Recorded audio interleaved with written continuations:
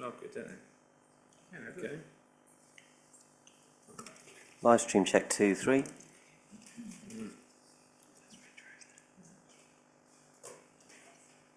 The whole time.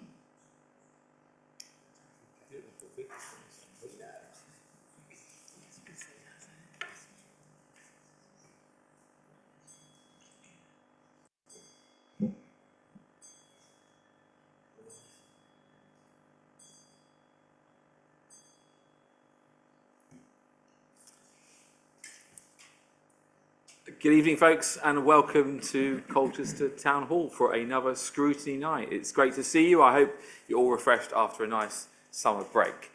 I'm refreshed, but I may be rusty, so bear with me. Welcome to members of the public here in our audience, folks at home. This is obviously being streamed live and will be available in the future for us all to watch. There are no practice evacuations or alarms anticipated, but if anything does happen of that nature, then please head downstairs in an orderly fashion via the main staircase or the side staircase and rendezvous in the rear of the town hall in the car park. Discreet use of mobile phones is okay, but please can we try and not make ringtones and loud noises go off and stuff like that. We will probably have a break at 7:30 for a quick run over the road to grab something from Tesco, I don't know, some subsistence or some coffee downstairs. We'll see, but we never know. We might have a lean meeting. I am Councillor Darius Laws. I'm one of the 3 councillors who represent the villages north of Colchester. Rural North Ward is our division name for the time being. I will invite fellow councillors to introduce themselves around the table, starting with my far left, with the leader who is here as a guest. Thank you very much, Chair. Please be your guest. David King, Leader of the Council. Good evening, Councillor Paul Smith, representing St Anne's and St John's Ward. Hello there, Councillor Claire Osborne, representing Shrub End Ward. Councillor Kayleigh Rippingale, representing Newtown and Christchurch Ward. Owen Howell, Democratic Services Officer. Lucy Bredman, Strategic Director. Thomas Rowe, representing the Rural North Ward. Councillor Kevin Bentley, representing Marks 10 Lair Ward. Tom Taylor, Community Health and Wellbeing Manager. Stuart Thompson, Chair of Community 360. Christina Huddleston, CEO of Community 360. Thanks, folks. We do have 2 substitutes this evening, thanks to the tube striking in London. Councillor Willits has declared he could not be here on time, and so we're very fortunate to have Councillor Kevin Bentley in his place, and Councillor McCarthy, I believe, is en route. He may well be stuck in tube strikes, I don't know, but we're hoping to see Councillor McCarthy, who is substituting for Councillor Vanessa Moffat, so that should be good.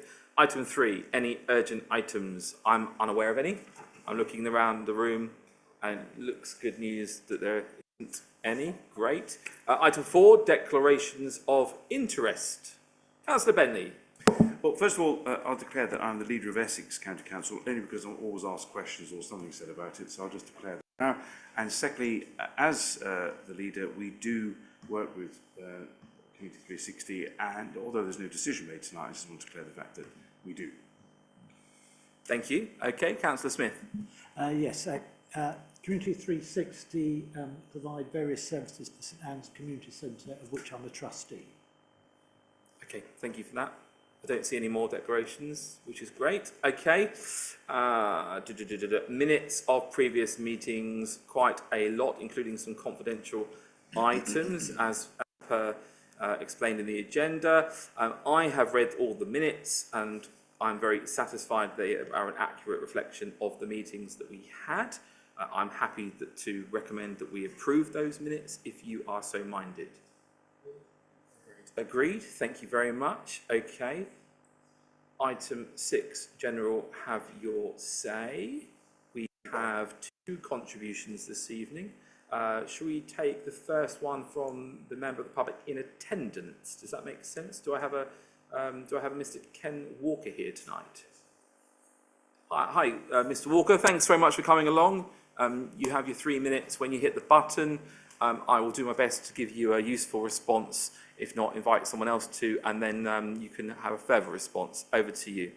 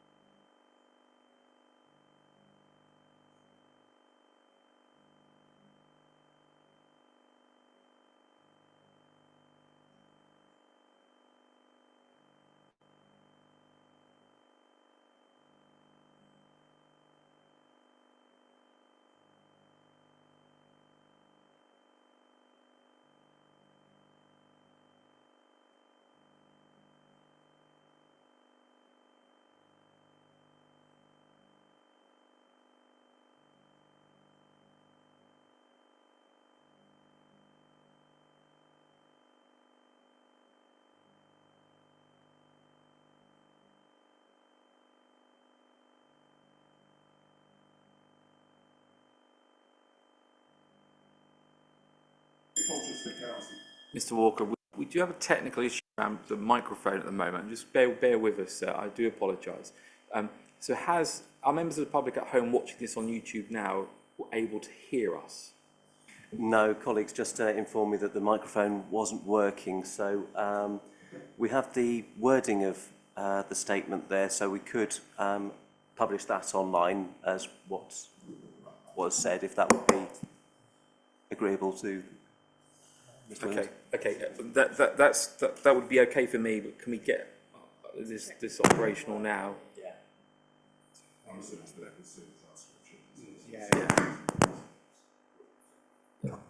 Apologies, just going to check. That seems to be working now.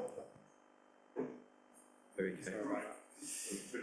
Reading Culture City Council 2025-26 Q1 financial report. Hang on, Mr. Walker, just to go back a second. So just for the benefit of folks at home, if you are listening or watching, we just had a technical on the sound. We think we've resolved it.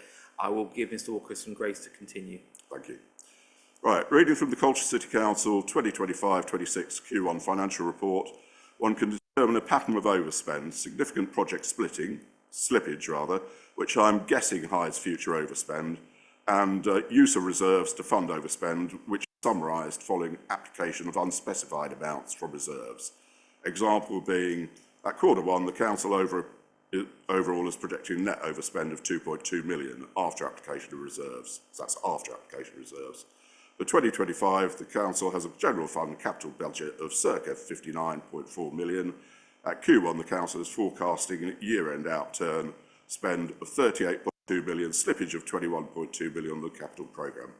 I won't go into the list of examples that I provided in advance because it will take too long, but it gives you the trend. Firstly, there's an overspend on things that are coming in on time, or vaguely on time, and there's slippage on the things that should be coming in on time, which will then impact, obviously, future budgets and likely lead to overspend because you're spending money as you go along, things don't work out as planned, and then you spend more the next year. The request from the Scrutiny Panel is that you scrutinise future plans and budgets and feasibility, given the Fora CAL example, to ensure pattern of regular overrun and slippage is reversed. Targets in business cases are realistic and achievable. Really, how many empty units can we fill in an age of internet shopping? So you look at the Northern Gateway, and we're making a loss there because of empty units. Current failures are being addressed, and those accountable are held to account and not rewarded for failure. So, as a council taxpayer, we see examples of that, and what we're looking for is examples of good governance and things turn around, so you don't consistently make a loss, the projects don't consistently fail, so that feasibility is well considered. We want to see things work and work well here. Council taxpayers want to support you, so let's see you turning things around and have a strategy to turn things around. Thank you. Thanks, Mr. Walker. Okay, on the earlier point around the taxation challenge around you mentioned that, I understand, has been asked formally, and governance and audits will be getting a report on that specific matter, so we can find out what happened there and potentially learn some lessons.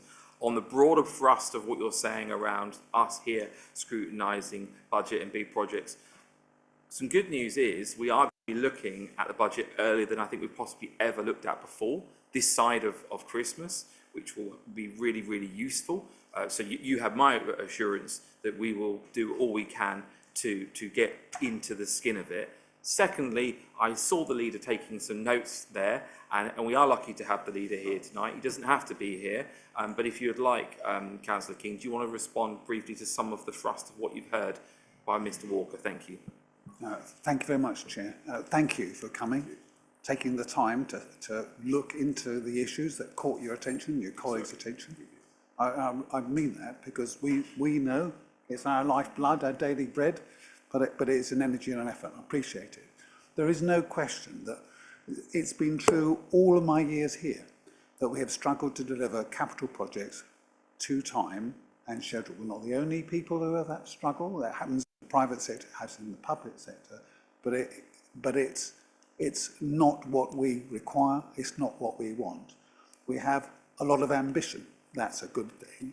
We have lacked sometimes, I'll be frank about it, we've talked about it here in this place, frankly, we've sometimes lacked the skills and the resource to deliver on that ambition to time. And if you're working with your private sector partners, of course, you are also dependent upon them. This autumn, we will be going through a very detailed scrub of all of our capital programmes. We had an initial conversation yesterday at Governance and Audit, whether it's through there and or scrutiny, one way or another. By the end of this year, we will be in a much better place in terms of an ambition that is sized to our capacity to deliver. Can I add one extra remark? So on capital, get it. Slippage is a frustration that some will know. I really, as a former programme manager, really hold dear. And that's about Amphora. They do some fabulous work. Whatever their failings, or our collective failings, around the issue of the loss that you raised as your first point, they do that fabulous work. Our event season has not been without its flaws, but it's been widely and rightly welcomed, and they are, I'm pleased to say, making money. I hope that we can bring that context in whilst still addressing the very fair point that you've raised with us. I hope that's at least an acknowledgement. Thank you. You can respond.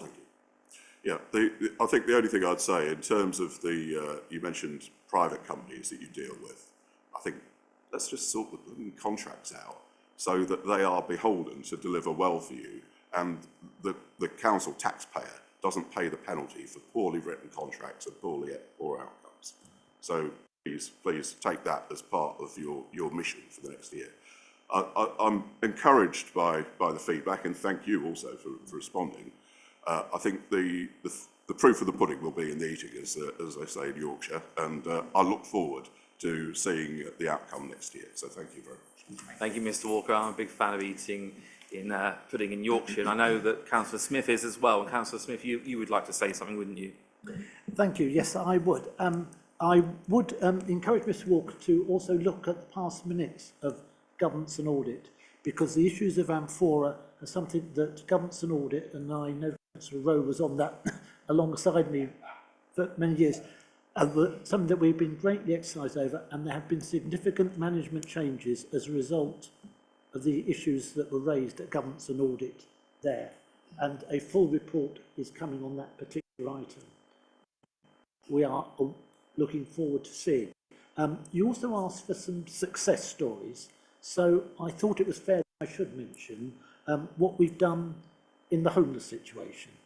Whilst across the country there's rising levels of homelessness, what we did was last year we completed our delivery of 350 units of housing on time, on budget, that helped tackle the homelessness problem.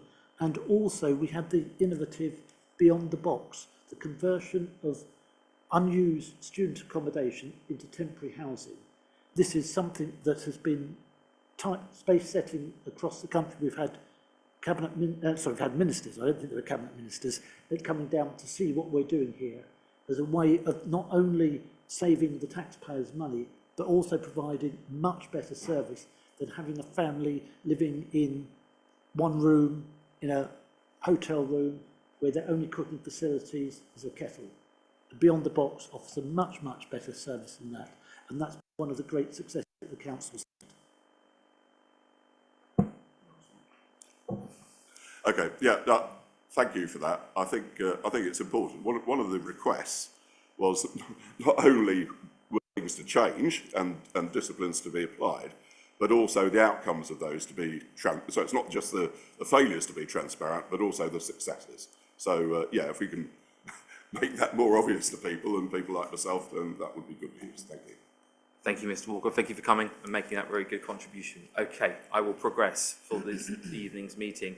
Item 7 will not happen just yet because we have another member of the public with a statement, don't we? Okay, who can't be here tonight, but we have a statement and it's in relation to Community 360. So I will be making notes of salient points, and I'm sure you folks will be looking forward to hearing what that member of the public has to say. Mr. Clark, you are going to read those words. So knowing that you are a thespian, I'm really looking forward to this delivery. Over to you. Yeah, it's not quite Patrick Stewart, but we'll give it our go, best go. So we have a statement from Mr. Nick Chilvers, who couldn't be here tonight. Statement starts. Back in 2004, when 360 was Colchester Community Voluntary Services, I did a 6-year stint for a day a week as volunteer social car driver. I acted as a trustee for 4 of them. My wife assisted with the old mobility scooter scheme run from the old bus station. We all enjoyed doing it. The clients appreciated it. I resigned after a major health setback in 2010. In those days, its purpose was mainly to support small local charities with how to source funds, bookkeeping and legal advice, plus the practical mobility services. It didn't stray into outreach community welfare. We left that to those who knew what they were doing. The council wanted us to widen our brief. We didn't want to bite off more than we could chew. Although CCVS aims and range were modest, CCVS was well regarded. It was a happy ship. Bringing things up to date. As always, the aims and vision document in front of you looks impressive, but before everyone says, wonderful, inspirational and deserving of a grant, Scrutiny will know it's easier to write up vision and aims than to deliver the goods, especially when it comes to trying to help people who don't always do what you want them to. Getting to the nitty-gritty. Proposed projects are 1. Connecting communities, 2. Community roots, 3. Beyond formal education, and 4. Economic resilience in young minds. A very ambitious prospectus. A few questions. 360 might have established a need, but that isn't the same as having actual demand. In other words, will people engage? Does the reconstituted 360 have the specific skills in-house to launch and deliver these services? Those doing at the coalface will need to be experienced and won't come cheap. Will those who lead need additional admin backup? Where will all this be delivered? Is it costed? Are there funds coming from other bodies? If you start something, you need to be in it for the long haul. Can 360 be sure of doing that? Do these services cross over with similar schemes offered by others? I trust it won't become another talking shop with a lot of meetings and very little positive outcome. I'd like to hear the answers from 360 when I watch on YouTube. Then over to the scrutiny panel. Statement ends. Thank you very much. And I've made a note of the salient questions. I'm sure you heard them, and I'm sure we'll hear some answers when we come to hearing you a bit later, if that's okay. So we'll do that then. Thank you, Mr. Chilvers, if and when you get round to watching this. Thank you, Mr. Clark. Okay, we will now move on to item 7, which is decisions taken under special urgency provisions. There isn't any, but I just wanted to, acknowledge that the recent pay award wasn't put on the forward plan with the time scale that we normally expect, and I was asked as chairman of this panel if I would be okay and comfortable if that would go forward to the cabinet meeting for a decision, the pay award being a difference of between 2.5% and 3.2%. And I took the pragmatic approach of acknowledging that that needed to go to cabinet who ultimately make that decision. But I just wanted to make a note on record that, wherever possible, we need to make sure that officers have got the support they need and that they are able to give everyone the due notice, because that really is just the best practice, best process if we can. But anyway, I was pragmatic about it, and I wasn't going to be a blocker and cause disruption because I'm aware of the consequences of that. Okay, item 8, if I can move on, which is cabinet or portfolio holder decisions called in for review. We did have a call-in led by Councillor Willett, supported by several of us, and this was around a contract awarded and the some data concerns that Councillor Willett's had. He has a technical background in this field, and he was a little concerned, so we had a mediation session. We had a subsequent meeting in which a very technical conversation was had with IT and digital services, and in the end, Councillor Willett was given the reassurance that he needed and the comfort. And though the report is confidential, I can tell you, as best I can, that he was satisfied with what he learned, and that perhaps the original report wasn't as explicit as he would have liked. And that's no one's fault. I mean, it just so happens that he has a very, very technical mind in this field. So that's all good, and it's a great example of scrutiny and how a call-in process can be done. So thank you to Councillor Willits, who's probably walking the streets of London as we speak. We will move on to item 9, which is item requested by members of the panel and other members. Do we have any? This is a lovely little feature of scrutiny. I'm unaware of any apart from my own. Okay, and so my own is that obviously there was relatively recently some noise around Colchester City Council potentially expressing an interest in a new town settlement to the west of Colchester, and obviously lots of noise around this because, as far as we know, this process didn't happen in the context of local plan, and so it was viewed potentially by some as being extracurricular, and that raised some eyebrows. And I understand that conversations were had in which an expression of interest was made to probably learn more, and probably, from what I can see, in good faith, to learn more about what that would mean. And ultimately, when it was established that going down that route might actually have no impact whatsoever on our annual housing numbers, the expression of interest was seemingly withdrawn because it would have no positive impact on our numbers, and in fact it would simply mean a new town west of Colchester. So I think, though, it's right here that we give the leader who's gracefully come tonight the moment to reflect on what's happened, just so we have it on record. And perhaps, leader, if you're minded and the panel are minded, it might be that in the future, I'm thinking maybe even in December when we'll see you again formally, you would be minded to consider asking officers just to detail in writing what happened, just so we can learn those lessons. Because I genuinely believe, knowing you, that you would have done this in all good faith, but it's just a procedure and a process that people have sort of raised their eyebrows around. If that's okay, leader. Absolutely, Chair. Thank you for giving me a little bit of notice that we're going to have the conversation.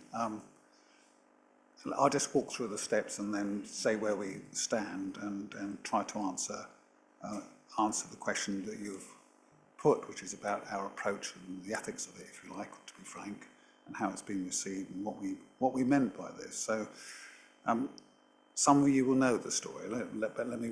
It's been widely circulated. It's been a very open set of exchanges. I've had individual members in touch, and there's been a number of exchanges with Councillor Ellis, which went to all members.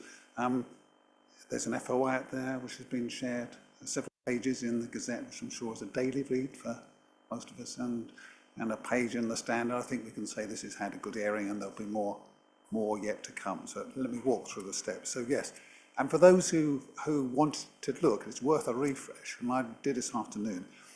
This started with the government doing what every government does, which is setting out a policy intention and asking for a view. Now that's routine business. I have some reflections which I'll get to about how we might have handled this, but it was absolutely in a good faith. Here comes something important. When one looks at the way it was publicised by the government in November, 4th November, there's a description of their intent, which is to secure, making very plain that they knew the country well, secure from local planning authorities and others, views and appropriate locations for large settlements. Now this is all about possibility and potential, making it plain that this is on the basis that there would be funding for such settlements, and that there was, and the words were, their intent, the government's intent was that each of these settlements should have a gold standard of 40% affordable housing. Now, for those who know the challenge of securing affordability housing, that alone caught our eye, as it did many others, and I'll get to that also. They described their intentions as seeking exemplary developments as the norm, with the infrastructure, the amenities, the services for thriving communities. Now, those of us around the table can say we can write those words. They sound right.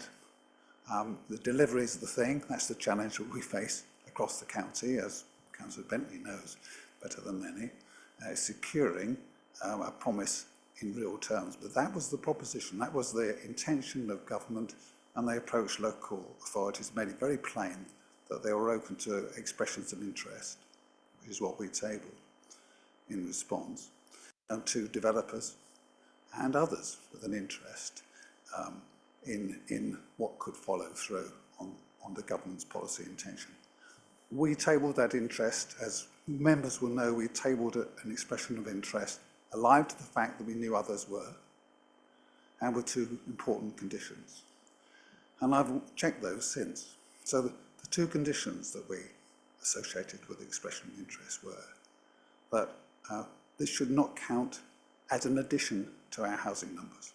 And having read through it and talked to our planning officer this afternoon, although it became plain later on there was a question mark about whether the government, and in my view madly, if they want cooperation from local authorities, might intend to treat this as an addition. This was not clear at that time. We were very clear that if we were to engage in a conversation with government, if government was interested, be on the basis it would be a contribution, and subject to all the process that would follow. And the other condition was an obvious one, as Councillor Bentley and I have had an exchange since, plain to us all, blown out of the water, which was to be suitable infrastructure. The A12 debacle, the withdrawal of the plans for this, made that impossible, but that was after the event. At that time, expression of interest with those two conditions, I have to say to me, felt reasonable business as the start of a possibility. And I have to say to you, since, we have had nothing back from government. We have repeatedly approached them. We had nothing back from government.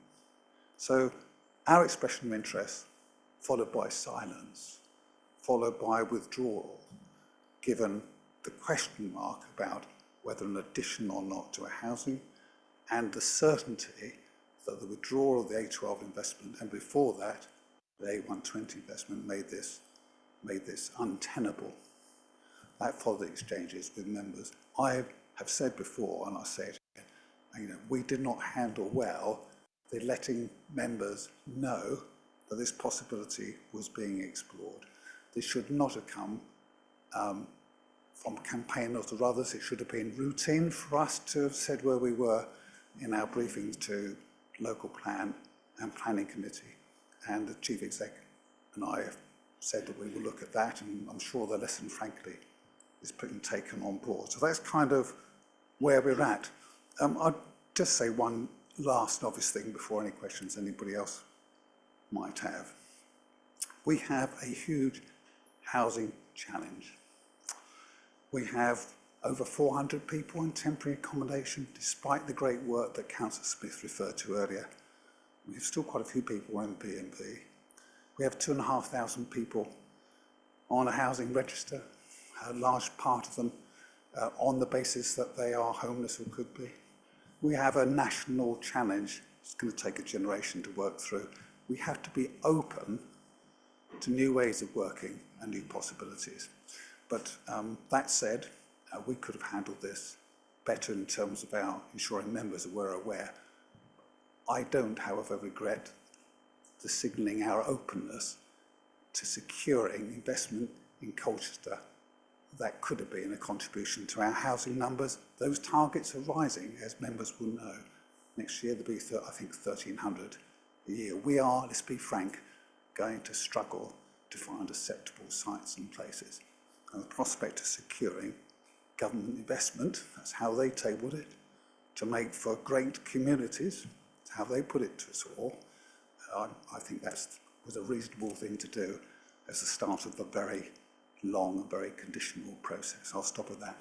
Okay, thank you for that. I mean, we can't turn this evening into a lengthy discussion around this item because I haven't even asked members if they are interested in it. It's me at the moment, but I did see an indication from Councillor Bentley, who probably can add some value to this point. And then, if we're minded, panel, we can perhaps consider whether or not something formal can come in the future. I think I think I heard an indication there that you acknowledge that things could have been done differently in terms of communicating with members. And I don't know what that would have looked like. I don't know whether that would have been, you know, something as simple as an all-member email or formally through local plan. And I think, in a way, my instinct is that any report and future conversation that comes to here explains what that would look like, just so we can learn from that. But Councillor Bentley.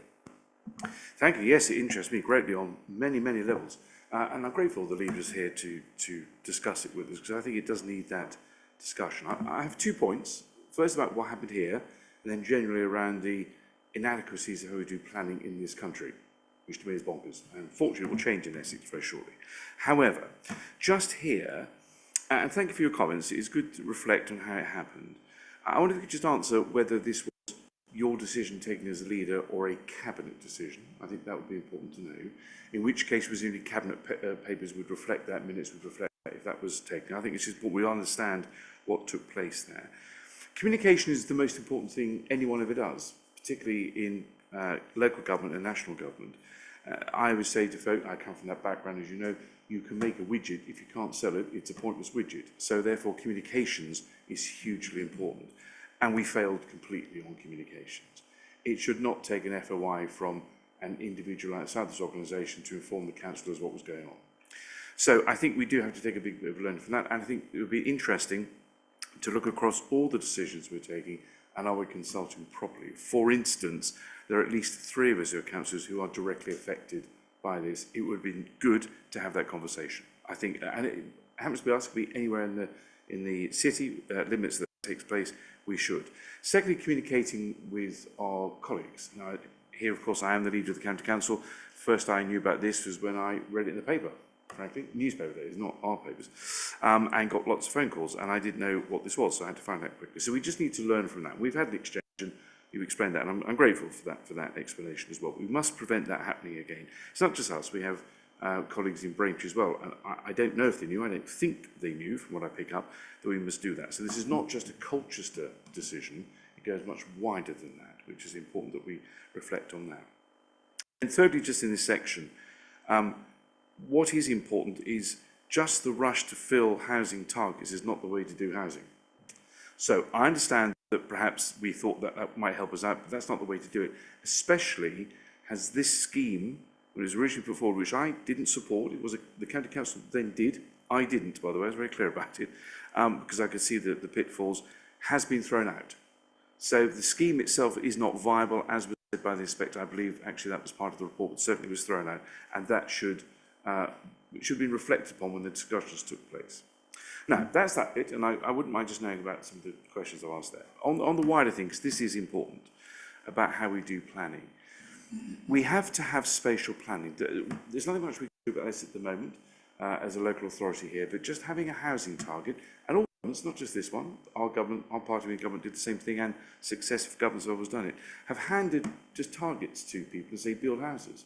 If you do that, you build boxes. You don't build communities. You build boxes to hit a target. You have to build communities properly. Actually, in the 50s and 60s, when they built council estates, which we see today, they were brilliantly done. Wide open spaces, big houses. It was brilliantly done. Now, we build very expensive houses with minimal amount of grass to play on, not much by way of entertainment, recreation for people, and they have to pay maintenance charges on top. It's not a good deal if we want to do housing properly. So there's lots of this needs to be looked at. I'm ranting a bit, not here, but generally because I think it's important that this is said and people understand. What will change when we have an elected mayor of Essex is that mayor will have spatial planning powers. It doesn't mean the local plans disappear, and the unitary councils will have that, but the mayor will set the spatial planning. And we do have to build appropriate housing. Of course, I'm very conscious, everyone thinks appropriate housing is great as long as it's not near them. I do understand that. However, we have to build proper housing, and I believe first and foremost, proper communities. And I always thought West Tay was never a proper community, it was a way of building a lot of housing in an area. And finally, just finally on this, and we all concur on this, the decision not to do I'm not entering into politics, I've actually had this discussion now the former Secretary of State. The way that decision was taken was wrong. And you know how government works, because you've been there, and I know how government works. No government department really talks to each other. So I'm pretty certain, and if I'm wrong, then they can come after me, that Treasury wanted to hit a target, DfT decided they want to get rid of the A12, and we haven't actually told MHCOG because how does that affect the local plans? The point I made when I spoke to the then Secretary of State. We have to get this much better. We will work much better as a team and under a mayor, but just on this occasion, I think reflection is good. No point criticising, it's a wasted emotion. We come back to the same place, we just need to learn it doesn't happen again. Councillor King.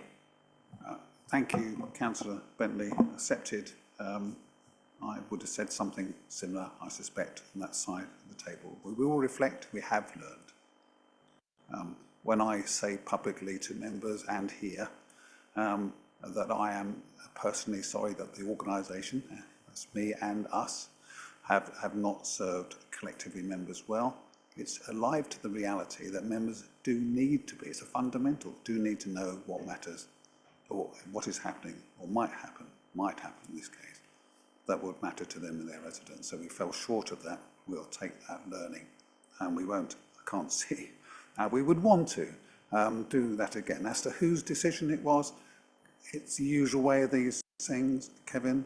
Officers talk to members in this case. It was not a cabinet decision. It's the beginning of a process. I will stress this because this gets misunderstood. The very beginning of a very long process. I agreed that expression of interest in the circumstances I've described, that we wanted to have a foot in the door. I understand what was happening and more, because although there is a relationship between the last planning inspection and the throwing out of the plan, the reality is, nonetheless, people go back, don't they, in different configurations. And it needn't be us, and this local authority has to be as well placed as possible to play into that. The relationships between our two authorities, I think, in many respects, are very good. We've got some very good people, haven't we? Talented people on both sides. Something's been missed that if you didn't get to hear, either from us or through your own officers, but it's our responsibility we're talking about and our handling. And I'll just say, as I've said, we reflect and we take the learning. I think if I could add two more things, Chair, it will be to welcome, like Councillor Bentley, the fact that we will soon be able to have a mayor with possibility of some thoughtful spatial planning and a more strategic joined-up approach. It'd be neat, wouldn't it? And let's see if that fills some of the gap that is clearly present. And I do watch Whitehall. I did when I was there, in and out of ministers' offices, only very occasionally to get a sense of how completely disjointed the whole place is. So your take is mine. But we are where we are. It has been withdrawn. Of course, that's got no response any more than the expression of interest got. But we will let members know as and when we hear something more. Thank you. Okay, thank you. We will move shortly on. Councillor Rickingale. As far as I'm concerned, the default position should be that if a ward is affected, they should be involved from the start in any decision or any scheme, because they're the ones that know the community the best. It's commonplace in this authority that doesn't happen, and that members hear secondhand of, some quite exciting projects in some cases, or have to force their way into the decision making. We've had it at the military road site. Early on we were not consulted, and when we saw the plans we were not happy with them as ward councillors. And fortunately we were in early enough to influence that decision. And I think there needs to be a change of culture, and I don't necessarily blame officers or cabinet members, but I do feel that there's 51 of us and we were all elected on the same terms, and I think when it affects your own ward, that you should be involved from the start on any projects or discussions that are coming through. And that might be me being naive, but I do think that we know our communities best.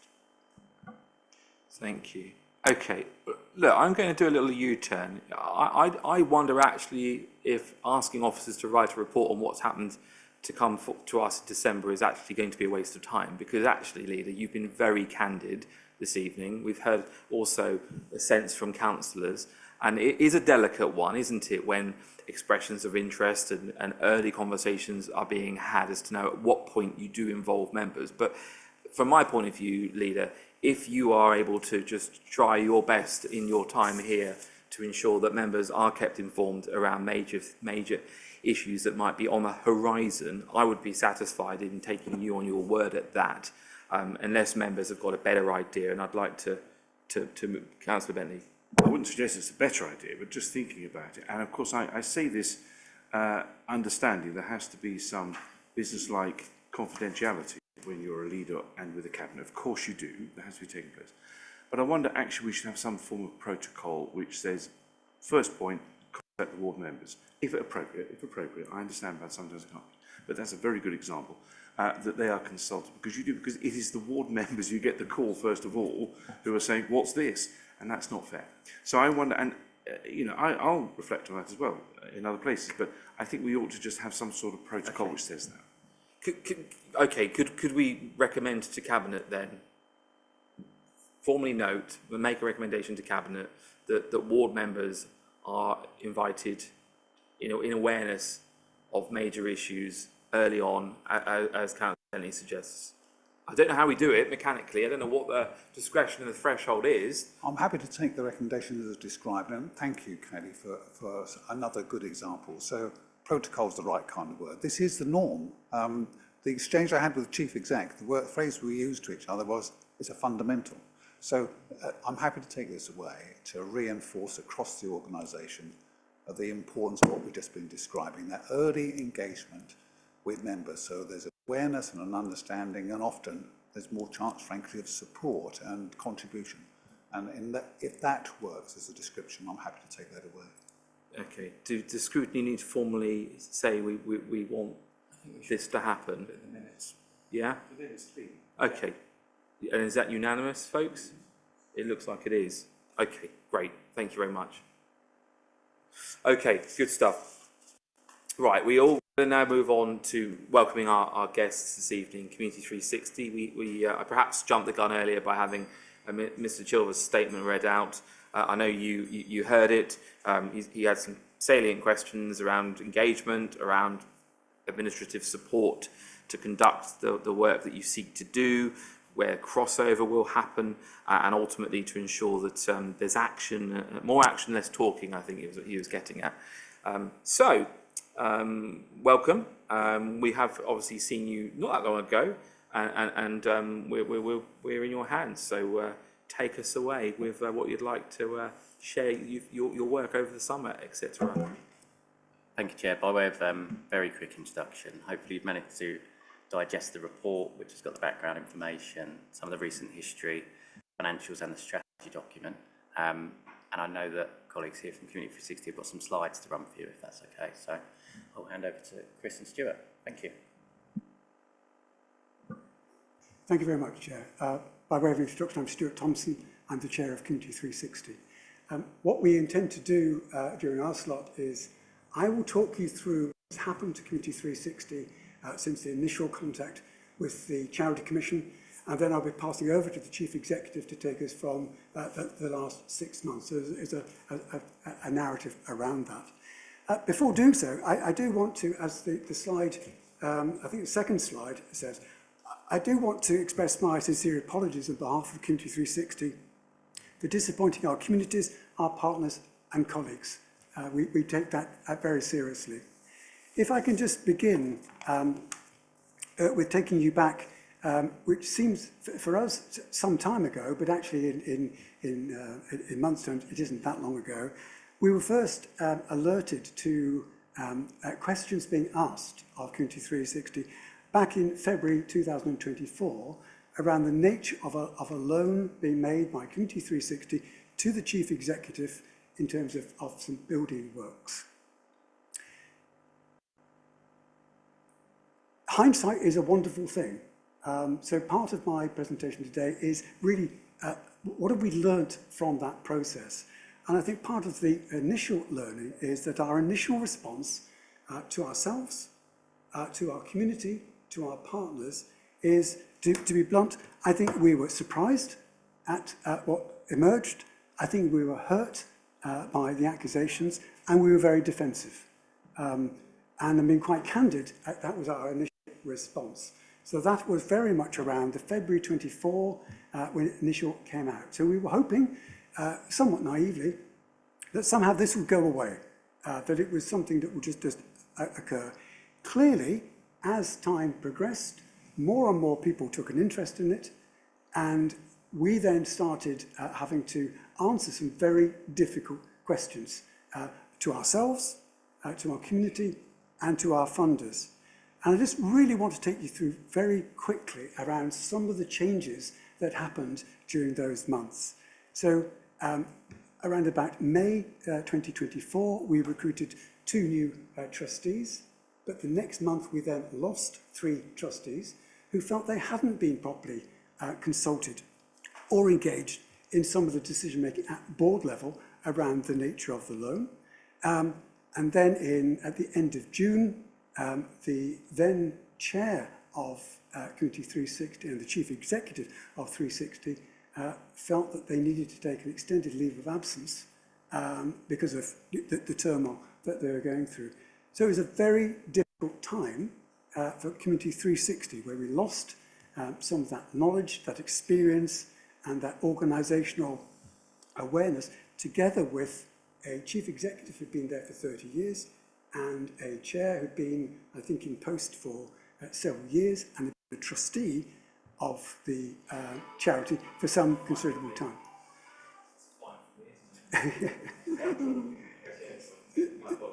Linked to that, the trustees who left had probably had a collective contribution towards Community 360, certainly of 20 or 30 years. So it was a very difficult time for Community 360. We recruited a very different type of trustee during that summer, which is just over a year ago. So we've recruited since that time a further 3 trustees. So in terms of our profile now, we're about a third come from a commercial private background, a third come from what I call the public sector stroke health, and a third from the third sector or charity. Previously, it was significantly from the charity sector or the public sector. So the big change is that we have a very different perspective from our trustees. I took over, yes, I say take over because I was one of the very few people left. I took over as the interim chair from at the end of June 2024. And what I really wanted to try and establish right from the start is 2 critical responses. One is contrition, to say we didn't do as well as we could have done. We could have done better. And a degree of humility, to say there's a lot of work we need to do to rebuild the trust with our staff, with our community, with our funders and our wider. And we began that by saying this isn't a question of just trying to fix things. This has got to be a fundamental root and branch review of everything that we do. So just to remind you of what we were tasked with doing, the Commission found that the previous Board of Trustees failed to follow financial procedures, particularly in relation to the loan made to the former Chief Executive. We failed in our due diligence in terms of looking at the safeguards to protect the charity's finance, and as trustees we were obligated through the Charity Commission to do so. And we did not have sufficient checks and balances in terms of some of our decision making.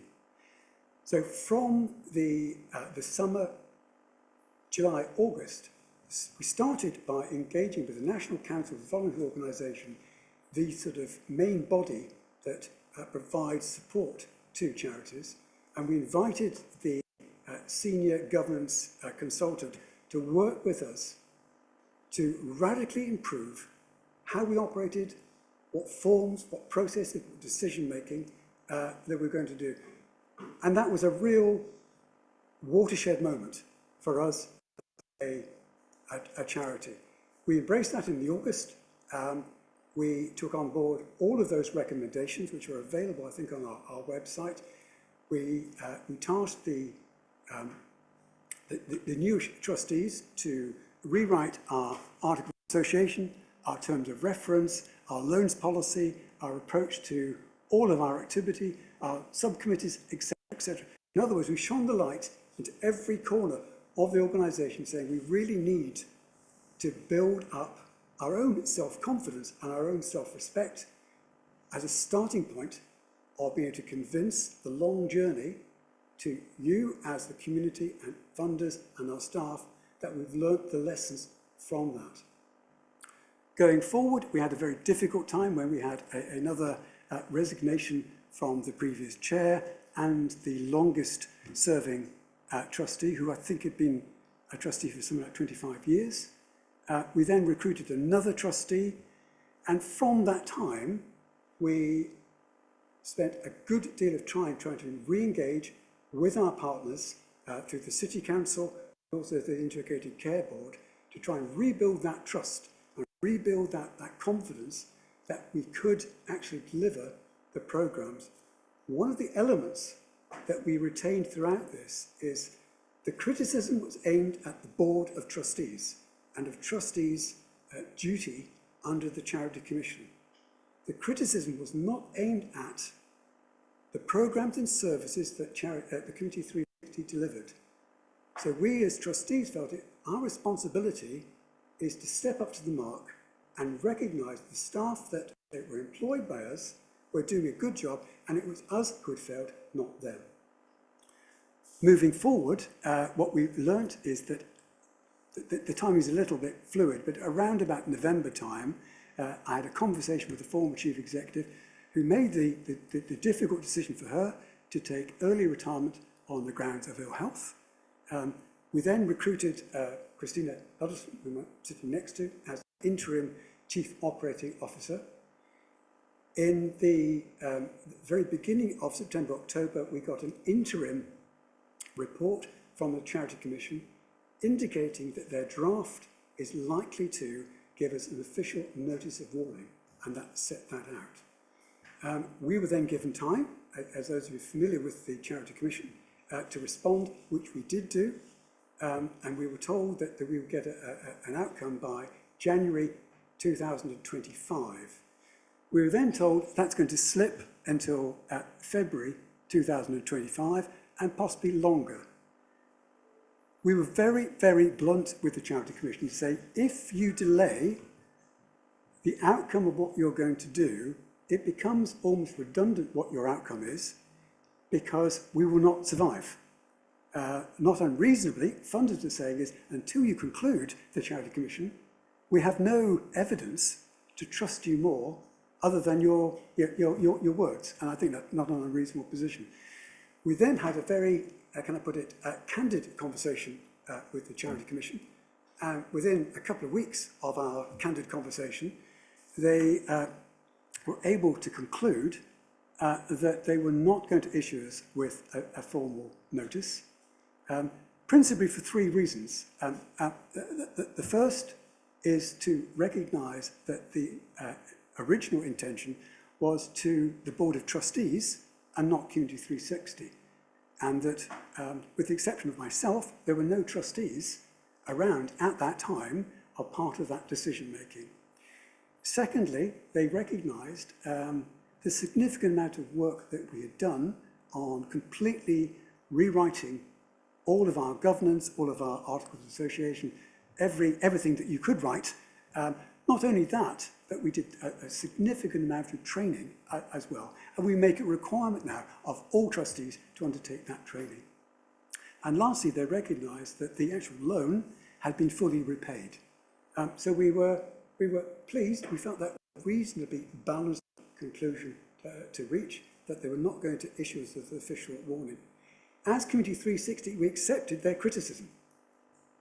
So it is not that we didn't recognise the conclusion, but we acknowledged that they were able to see that we've made significant improvements, and that the board was differently constituted and the membership was significantly different.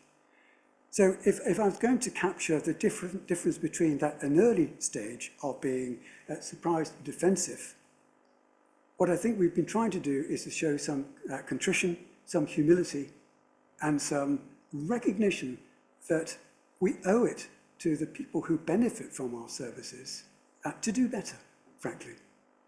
So that takes us up until round about December, January. From the beginning of January, there was an agreement that Christina Huddleston would come in as the interim chief executive, because the former chief executive indicated that she was going to go by the end of March. So Christina was appointed as interim and then formally recruited as the substantive chief executive of Committee 360.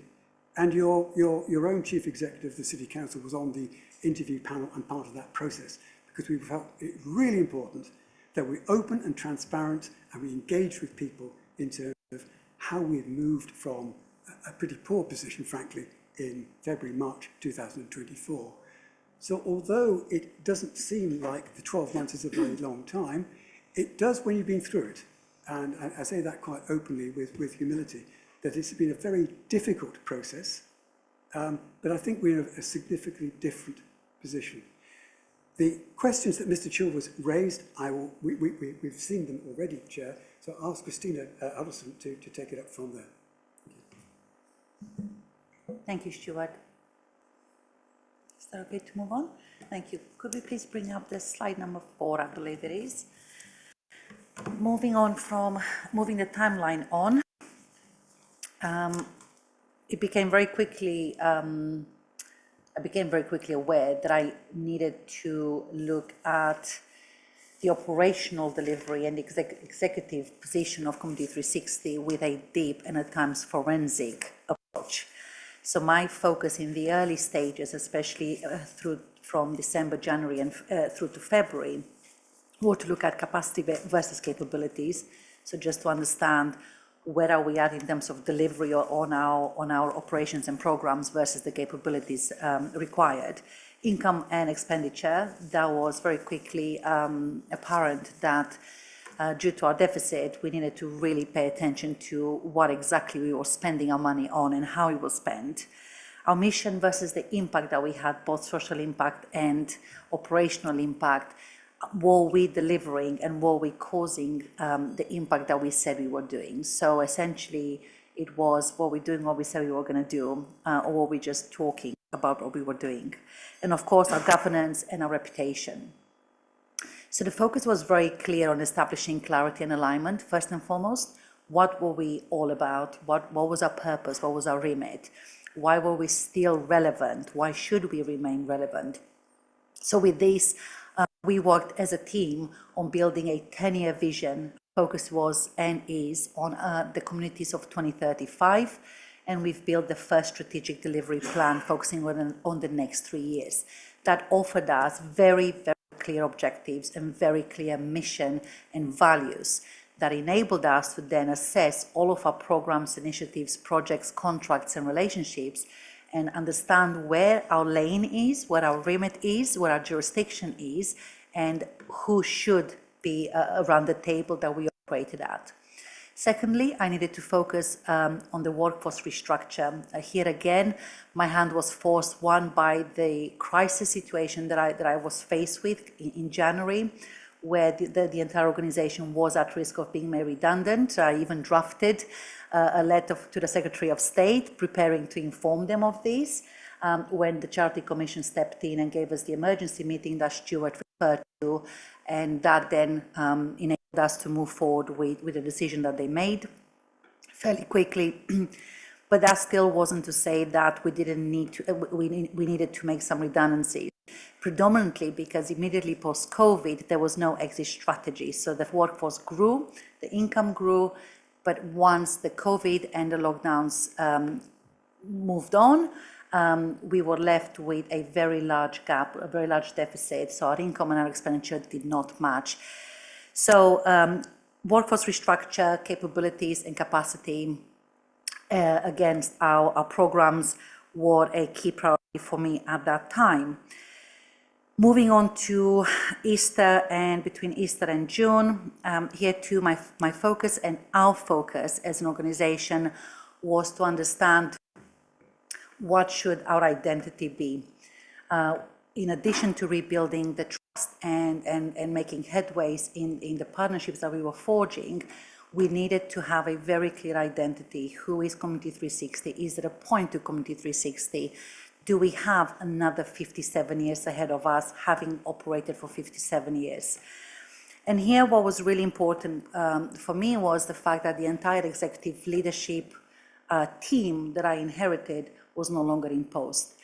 And that made way for the heads of programs and various teams to step into the limelight. And this is where I see the future talent of Community 360, but also the hidden talent that we weren't able to see because of the power dynamics that I was operating within. In addition to moving our identity and our brand forward, I needed to be assured that the way we operated was at the highest standard.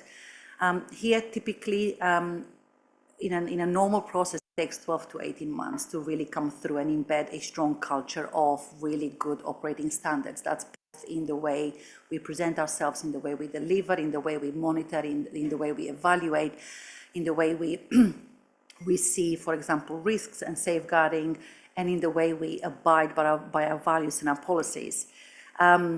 I wasn't sure that I had 12 to 18 months, so I had to move very, very quickly. So for me, enhancing the way we view those areas was really important. So I brought in external expertise to help us shape, guide, restructure absolutely every single thing that this organization was based on. All of our policies have been reviewed, updated, replaced, or removed from our practices. Likewise, with our risk register, we have implemented and embedded a triage committee that reviews every single incident form that's highlighted, with a particular focus on our near misses, so we learn from the practices that we have from our frontline teams. In addition to that, we have created a new senior leadership team group. We meet once a fortnight. Key areas of business are discussed, reviewed, and decided jointly. There isn't I am your CEO, you'll do as you're told. This is a democratic voting approach to the way we do our business. Moving on further, over the next few weeks, I'd like to now focus on the special advisory functions. So I would like a special advisory board between our trustees and the executive, so that we can be held accountable, and we also have a fresh pair of eyes and an objective pair of eyes on our decision making. And in addition to that, we will be implementing an investment committee, which will help us stay true to our mission and our strategy, and will help us not to divert from what we said we were going to do. Over the last couple of years, it was important that we responded to the needs of our communities, especially the COVID times, the funding that was made available, but that carried a huge risk, which we felt it lost our identity. When we started saying yes to a lot of opportunities, it meant that we lost our path that we were meant to serve. The investment committee will ensure that we say yes to the right opportunities, we get involved in the right partnerships, and we invest in the right areas within our communities. Anything that doesn't sit within our objectives or our partnership will not be targeted by Community 360 or even looked at by Community 360. Could I please move on to the next slide? One thing that was very clear was our approach to delivering services, putting aside our identity and our mission. I come from a world where nothing I did was by myself. We cannot change the world if we don't join forces. By joining forces, by genuinely collaborating, we can enhance our impact. Collaboration for me doesn't mean that we sit around the table and we agree a few agenda items and then we meet again in 3 months' time. Collaboration to me means franchising your model of operating. If it works well and you've tested it and evaluated it, why would I invest in reinventing a wheel when there's already a partner who delivers a great model, both locally as well as nationally? Collaboration to me also means sharing our resources. I will share with Chair an example of how we shared our resources over the last few months and both the social impact and the economic impact that it had. So here, it's really important that for me, We share what we have. We break bread with absolutely everyone that's challenged by the gaps that we currently face in our society. Secondly, we talked about connecting, supporting and developing, which is our new tagline. It is cheesy, but actually it is to the point. The Community 360 is there to connect, to develop and to support. But if I look at supporting, we often make a reference to the community voice, but actually very little community voice comes into the space that I've been observing over the last few months. So for me, it's really important that I'm driven by evidence, and that's usually the voices of the communities and those representing them. But more important, the lack of evidence. If there is total silence from certain communities, I'd like to know why that is. If there's a particular gap and there isn't enough research and attention, I'd like us to be present and understand what that means. So for us, being driven by the needs of the community, whilst we still stay true to our mission, is going to be the way forward, rather than what we think should be invested in the community. And lastly, I am really, really committed and deeply passionate about the next generation. Prevention to me means focusing on the youngster today, investing in them today to such extent that when they enter the labor market, the housing market, the family market, we know that we have resilient, active citizens, that they are healthy, and they are able to contribute not only to their own community, but to our environment and to their next generation. So for me, it's about empowering our communities, and that is not by handing out various resources. It's about creating sustainable investment, long-term, beyond the financial year. May I please go to the next slide? So our future is very clear. I want to make here an observation, and I'm really sorry for the member of the public who submitted a very kind overview and questions for us. I will respond to Mr. Gilbert separately, and I have actually drafted an email to go ready tomorrow morning with a number of areas of interest. But Community 360 is now a 7-part organization. 5 parts focuses on operational delivery. Of those 5 parts, which I've highlighted them on the screen, 3 of those 5 umbrella projects will focus on today's needs. This is about transport poverty, social isolation, health issues, so connecting care, connecting communities, as well as infrastructure support to local organizations and charities through our community roots. In our community roots, we have not only the community accounts, which was a typical service that Community 360 has offered, but we're now adding HR, risk and compliance, governance, strategic support, and peer support, mentoring support, so that the future leaders who are considering opening charities or have opened their own charitable organizations, investing in their communities, have all the resources that they need, more often than not, for free or means tested. So we invest in their CEOs in order for them to do the best that they can. 2 of the 5 programs, Future Ready and Beyond Formal Education, this is about the community of 2035. What can we do today that will take us 10 years to get there? 10 different financial years, 10 different leaders, and 3 strategic delivery plans to actually end up in a position where a 12-year-old today will be a 22-year-old and has critical thinking, resilience, is empowered, is able to make decisions, has a voice, has been supported in both education, economic investment, healthy relationships, employment opportunities, sponsorship opportunities, internship opportunities. But this is done by connecting our environmental agenda. That's going to be a new feature for Community 360. We have to pay attention. It is going to impact all of us over the next few decades. Let's start now in marrying up the green agenda with our future generation. May I please go to the final slide? Thank you. The 2 additional parts that I mentioned, so there were the 5 parts, the 2 additional parts will be our volunteering function. It is still very important that we retain the volunteering role, but it's going to be targeted. It has to have purpose and meaning. Seeing a healthy number of volunteers on my books, but knowing that less than 10% are actually operational, doesn't impress me. Knowing that I'm not able to offer a volunteer what they're seeking equally doesn't impress me. So for me, here I want to bring in the business sector and the pro bono and CSRs so that we can create not only capabilities exchange, expertise exchange, work secondments and placements, but also targeted in terms of our operations based on each area that I mentioned, as well as our partners and their needs. So volunteering will be radically done differently, and this is where our head of volunteering will lead her 3-year strategic direction. And last but not the least, a new function of Committee 360 is going to be policy and advocacy, a policy and research unit. We have a unique role, like many other community level organizations, to capture the voices of our communities. Even more so, we have privileges. For example, I have drivers who can see what happens behind the front door of an individual. They can see the state that they live in.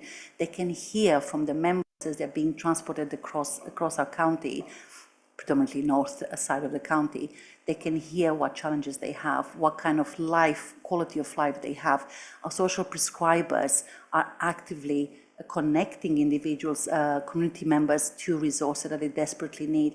This is a valuable insight that not only will benefit policy and investment, future investment, but it gives us a sense of the health and well-being of some of the most vulnerable members of our communities. So as a charity, those privileges need to be captured in a way that can be utilized to inform policy and advocacy. So our policy and research function, although it's going to grow over time, will play a very critical role in how we drive our investments.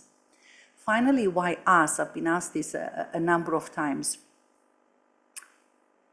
There's a saying, if not us, then who? There are so many challenges that we face as a resident of not only our country, but also our communities. There's so many gaps and weaknesses that have been created over the last 3 to 5 years. There's more the struggles that we're seeing at the moment, both from a health perspective, whether it's mental and physical, to an economic perspective in terms of financial stability or instability. There's never enough resources, and we need to join forces. Every single organization that is active and operating and is able to be deployed must join forces. We have not only 57 years of our heritage of understanding what can work, what has worked, what can continue to work, but we're also at a crucial junction where now it's the time to introduce the next generation of Committee 360, one that is there to serve you, not only our partners and our community members, but it can do better, and it can have lead with strong integrity, with a strong sense of belonging to the same communities that we serve. And also, I think we have a number of high ambitions that actually, if we're not now bold enough to drive it, we will miss out. We will miss out on this opportunity. So I hope that by seeing how we operate, by feeling how we drive things, and by hearing how we sound, we have done sufficient over the last few months to be given a chance. We are only asking for a chance, trust and patience, and let our work show you the results and whether we are serious about this change. And lastly, there's been a question about our funding. I have inherited a very high deficit, a deficit that's been growing steadily for the last couple of years. I am working very hard to bring this organization to a healthy level of deficit, which is in line with the industry standards. My target is to be in green by the end of the financial year. It's a high ambition, but I'll do my very best to get there. However, one of the things that I've noticed in terms of this particular organization is that 98% of its funding has been statutory funding. This is a very high risk for any organization, and the national standard is 30 to 40% for a charity in terms of statutory funding. So I brought in a specialist duo that has worked around the clock for the last 6 months to help us diversify our funding streams. My focus is going to continue to be on statutory funding, of course, but it's also going to diversify into philanthropy, trust and foundations, corporate partnerships, community fundraising, and operational partnerships that I mentioned earlier by joining forces and merging our resources. So the aim is that over the next 12 to 18 months, the statutory funding part of Community 360 should be 30 to 40%, whilst the 60 to 70% will be other. Thank you. Thank you for that comprehensive presentation, and that last point was extremely ambitious, and I think we can all understand why you'd want to do that, to be sustainable and to spread the risk. Okay, members, I see Councillor Osborne. I have a couple of questions. Would it be appropriate to put forward? In light of the lived experience shared by a resident who has taken the time to express their concerns and share their personal journey, I would like to inquire about your current direction. And thank you, by the way, for a brilliant presentation. It is crucial to identify within our community the needs that have undeniable demand. This is essential for engagement and ensuring that your services reach the most vulnerable members of our society. Have you identified areas of collaboration with other services that can implement better delivery to high demands? You mentioned connecting health and community beyond formal education and cultivating resilience in young minds. This is a broad spectrum. Have Community 360 considered progressing these ideas into action? Do you have the skills and resources to fully support these initiatives? I would like to emphasise the opportunity that we have to leverage our numerous successful community projects within Colchester and our strong relationships and kinship with other key community services that serve Colchester. By developing a deeper understanding of Community 360 and your delivery of vital services, we can effectively set in motion for positive change. Thank you all. Thank you both. Could I perhaps answer in terms of in the past, and then Chris will talk about the current. I mean, I think what happened during the 2024 is that we were not able to participate in some of the strategic meetings that determine both policy, initiatives, programs and delivery because of the Charity Commission investigation. So that was deeply frustrating for us that we were not there to be able to contribute. That has now changed, so we're playing very much at catch-up. But I'll hand over to Chris, who will talk about what she's been doing in the most recent 3 to 4 months. Thank you for the very, very important point and highlighting a particular phase that I'm currently in. To add a bit of context, as of January, I was faced with potentially closing the front doors of Community 360 by April. So my focus was on stabilizing the organization, which meant that this particular financial year is the most challenging financial year for me as a new CEO. What that means is that I needed to, and I will continue to focus on the bread and butter, the programs and initiatives that we know we're very good at, but required restructure, required more quality investment, and requires time to reshape and make them relevant. For example, community transport and our social prescription program. So my focus is going to be on getting these programs run not just well, but at an outstanding level. And I know I have a bit of a journey still to go through, but we have made inroads.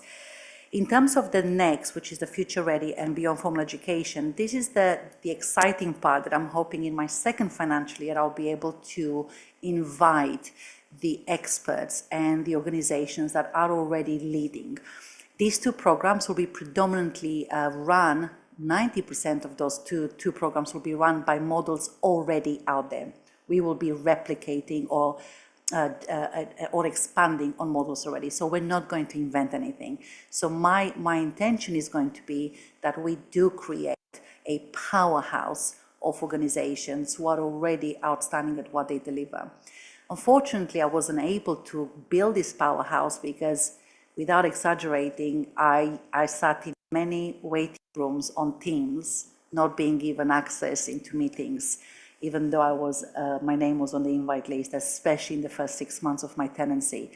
So I quite rightly understand the lack of trust and the upset with Community 360, and especially when it comes to its leadership. And I understand the reasons why some of the partners and interested parties reacted that way. And I think I am still under their watch. I'm still having to prove myself, which is, again, quite rightly, so trust takes time to build. But there was no way I could have opened up this future investment with anyone. Not only were we not stable sufficiently, but we do have a long way before I can build the right trust and for you to see me as a worthy investor around your table. So I'm hoping I've covered and captured the, yes, we will work together and we will find the resources. Thank you. Thank you both, and I cannot wait to see Community 360 blossom and bloom. Thank you.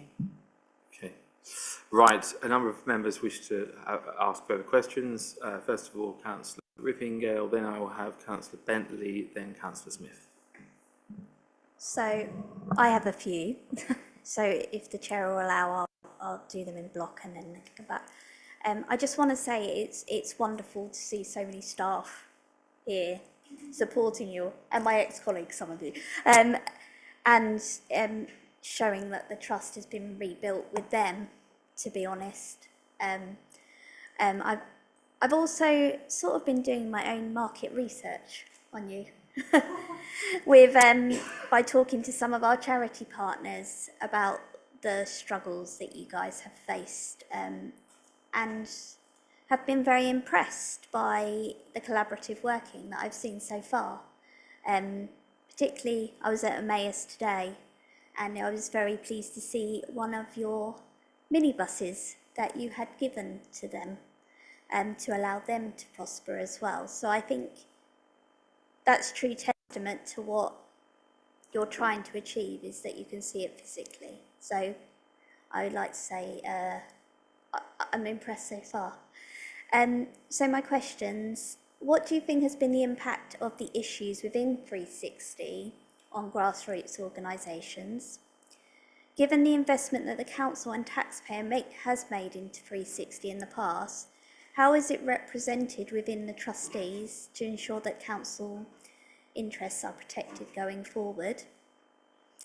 How are staff consulted on the direction of Community 360, and is that approach collaborative? We touched on the funding position. I'd like to understand what your plan is going forward and how you will decide what projects you will take forward. Will that be in with collaboration with staff? And then I've got a question for Tom. In your view, are you satisfied with the changes that Community 360 have made? And are you convinced that the council is properly protected with future projects that we choose to work with Community 360? Because I feel that you guys have worked with them more closely, and I feel that you can give us an honest assessment of where you see their direction going and how your team has been working with them. Thank you. Should we hear Tom first? Go for it. Thank you. Thank you for the questions. So am I satisfied? I think there's definitely been some really good steps in the right direction. And for clarity, as a community health and wellbeing team, we've been working with officers right throughout this period, and we've had some fantastic relationships that have continued. So I think things are going in the right direction. I think Chris explained that they're on a journey around building trust, and we're looking at now some of our own internal programs and projects and how we fund to make sure we're bringing that back in and building it up in the future. So I think we're taking steps going forward to make sure that that's in the right place. Are we protected in the future? I think there's some of the steps and some of the things that we're going to be looking at in some of our future grant programs and some of our future plans to make sure that that's the case. But I think that's across the board. I think there's been lots of learning, not just with this organisation, with how we operate and how we operate some of our programs. So it's going in the right direction is what I would say. Thank you. I will be very brief. You mentioned the incredible staff, my colleagues. we and I could not have achieved, not even a 10% of what we have achieved without them. I've never been more humbled by the level of empathy and care and dedication they have. So for me, I work for them, I work for my colleagues, it's not the other way around. And it's been an absolute, genuine privilege to learn alongside them and to go through some of the challenges together, to laugh and cry.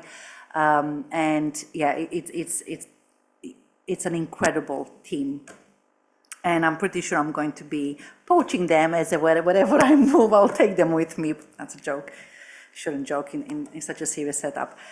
Second question, inside Community 360, everything that we do has 3 lines of defenses. So in terms of high risk or decision-making, investment and financials, not only do we have a monthly finance and risk committee, but we also have a 3-level approach on certain, in terms of schemes of delegations. So the level of transparency and accountability now is almost totally complete, short of staff personal files. Everything that we do is known both by the SLT. I have regular town halls, so every quarter I have town halls, online town halls with my colleagues, and I have monthly team meetings. And although I've paused for the summer season because I'm pretty sure I've annoyed everybody with my weekly emails, every Friday I send an email so that everybody knows what's going on. If I need something, I will always reach out to my colleagues, and it's always jointly. On the question 3, how will we ensure that we invest in the right programs? I mentioned an investment committee. I've worked I've created investment committees before. These are our colleagues that sat around the table. They represent different units and teams across the organization. So we have each other as peer sort of critiques, but also as supporters. In addition to that, we have the Board of Special Advisors. These could be members, could be committee members, our members of our services. It could be expertise. For example, we need strategic planning in a particular business plan. So again, a fresh pair of eyes on trying to confirm that what we're looking to invest is the right investment. And of course, as I said, most of our investments are going to be in partnership with. So without our partners, we are not going to come to anyone's table and say, this is what we will do. Chair, could I just very briefly add that? Because I think one of your questions was about the new board in terms of reflecting the locality. What I would say is from September 24, we were meeting probably every 3 weeks to 4 weeks, because we knew we really had to work very hard and very collectively to get the best out of the trustees for the benefit of the staff and the community. So we had a rapid increase in the number of trustees. I think I gave you a flavour of a very different background. We have one of our trustees here now who will be known to you in terms of her political background. But we also have people in posts who are now certified accountants, for example, as opposed to our accountancy technicians. There's a stepped change in terms of professionalism. To be quite candid, there was a rockiness in that autumn time when some of the staff were saying well, hold on, we've always done it this way. Why are you trustees asking these questions? Well, because we had to ask those questions and we didn't shy away from that, and there were tensions to begin with. What I think we've moved on to is a much greater congruence between officers and trustees, that if we're asking questions, it's for the benefit of 360 and for the benefit of our community. It isn't to give you a hard time. So I think we had a very steep learning curve over the autumn period to change that culture, to say that we are all pointing in the same direction. That does not mean to say that we will not ask inquisitive questions, we will not ask probing questions, and we will not just accept that, yes, we've always done it that way. There's been a seismic change right the way through Community 360, from the board to the senior team to the staff. And you are clearly engaging with members of staff. I mean, I think, bluntly, it is a happier place to work now than it was maybe 12 months ago. I hope staff say that. They're perfectly entitled to say no, and you're the cause of it. I'm seeing nods in the room, Stuart. So Okay, but I didn't want to look that way just in I'm case seeing nods in the room. I was getting the shaking hands. Okay, thank There's you. one question I didn't answer, and that's my apology. What has been the impact on grassroots organisations? Gosh, I do have a partner here, which I'm really proud to call her not only a partner but also a friend. Lower level of quality because of the delays or lack of resources or having to restructure and not being able to meet what we said we were going to meet. So we've again lowered our standards. And trust, that was a big one. If we can't take care of our own affairs, how can we take care of theirs? But I think it also highlighted, it brought a sense of shame that here we go again, another charity got it wrong. This always happens. They're always quite, loosely run and flimsy. And I've seen that kind of language being used. And actually, that is not true. We are going to get it wrong. Of course, every sector gets it wrong. But that is not a reflection of what our grassroots organizations are and what they look like and what they stand for. We as an organization need to carry that shame and not them. I have engaged with a number of CEOs, both community leaders and active clients and CEOs of organizations that we are servicing. I've listened to them, and I think for the first time they've been heard. I regularly update them and engage with them. So I hope that I've captured that feedback, and I hope that's seen in the way that we behave. Thank you. Councillor Miguel, are you happy to progress? Okay, great. I see Mr. Councillor Kevin Bentley. Thank you, Chair, and I'll use this microphone so I can look at you as opposed to staring over there in the distance. Thank you. Very impressed with what I've seen, considering what happened to this organisation and where you are now. I think is exemplary. Thank you. I have a question, and then just a point to the Scrutiny Panel board. I'm very interested in what you were saying in the presentation about the advisory board you want to set up. I think advisory boards are good, a bit like the curate's egg. They're good and bad in parts, depending on how they operate. So I just wondered who you envisage, or rather not who, but what kind of people will sit on that advisory board. And in your governance, what role do they have? Because there's advice, and then there's telling the board what to do. So I just want to be clear, or you're clear, what that. The reason I say I've seen it elsewhere, that's not here, and I want this to be good from the start. I will answer on the profile and maybe you on the governance. I was privileged enough to have served one of my previous roles as CEO that was a special advisor to one of our prime ministers. That goes back to early 2000s. And I got to learn what the role of a SPAD is. And I really like that concept, that you're able to bring frontline expertise or academic expertise or lived experience expertise or a particular sector expertise. So for me, a special advisor will be looking to represent the needs that we have on either that particular project or that particular objective. So if that is an academic special advisor or a lived experience special advisor or the ordinary individual, an ordinary member of a public, what they do, what is a reasonable approach. So that's what I envisage as a profile, both highly level, sort of trained, as well as bringing logic and common sense to our decision making.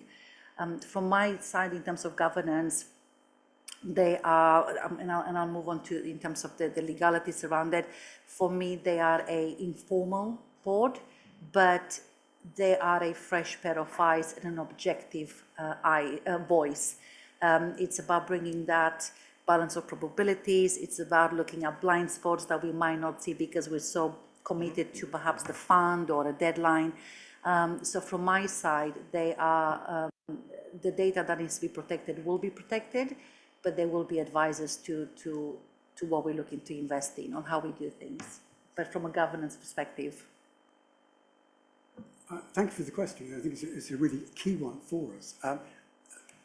Let us be really clear that we're accountable to the Charity Commission, and the board is accountable to them. So the decision making has to remain within the board, and that is not an area of discussion. However, one of the things that we have to look at is, with a degree of humility, saying is there will be others who've got a different skill set, a different set of experiences, a different set of perspective that will greatly enhance how we do things. One of my lessons learnt in terms of the old board is that been there for some time. Part of the difficulty of that is there's a degree, naturally, of some complacency, some safety. What we have to do in order to be successful as a, hopefully, leading charity is to look at things differently. So we will need this external body to give us the best chance to have a different perspective and to learn from other areas. So it's really important that we maximise their potential, but remain constant, that the ultimate authority in decision making will remain with the trustee board. And that will be made very, very clear to this advisory board. If I can, brilliant, bravo. I think it's a brilliant idea, by the way. And if I could ever just leave you with a few words of wisdom, I think that's spot on. Very clear terms of reference, I think is very important, but the concept is excellent. So thank you. My second point is to you. I just wonder, given where we have been, where we are now, I think this is excellent progress, that this council should have, perhaps every 6 months, maybe every quarter, leave it to those who think best, a report back, not necessarily folk coming in, but report back to measure what is being achieved, because there's a double-edged sword to this, is what's being achieved with the taxpayers' money and the great work you're doing that no one knows about. So there's going to be a publicity too. Always take the chance where you can. So I just think it's very important if we have that report back, so we are safeguarding the taxpayer in what we are asking them to do, and then seeing the great work that's being done, and then everyone is happy. Okay, thank you. I am conscious that people need to have a break shortly. So what I'm going to suggest is that Councillor Smith and Councillor Rowe, you have your questions now. We'll see if we can get some brief answers. So Councillor Smith. Thank you. I'll be very brief, Chair. I think I take the subtle hint. I, like Councillor Bentley, been very impressed with what I've heard this evening. I think this organisation has come a very long way, and the degree of openness that we're now getting is commendable. So congratulations, and please pass on our congratulations to the whole of the team, because I'm certainly been very pleased on that. I'll leave it at that, Chairman, given that I've been told there's a break coming. Thank you, Councillor Smith. Councillor Rowe. Thank you, Chair. Very quickly, that I sort of echo all the things that everybody said. I appreciate the frankness, the fact that you've come today with sort of explaining the lofty goals. Yeah, I think Kevin, Councillor Bentley sort of pointed out earlier as well. We spoke about sort of objectives.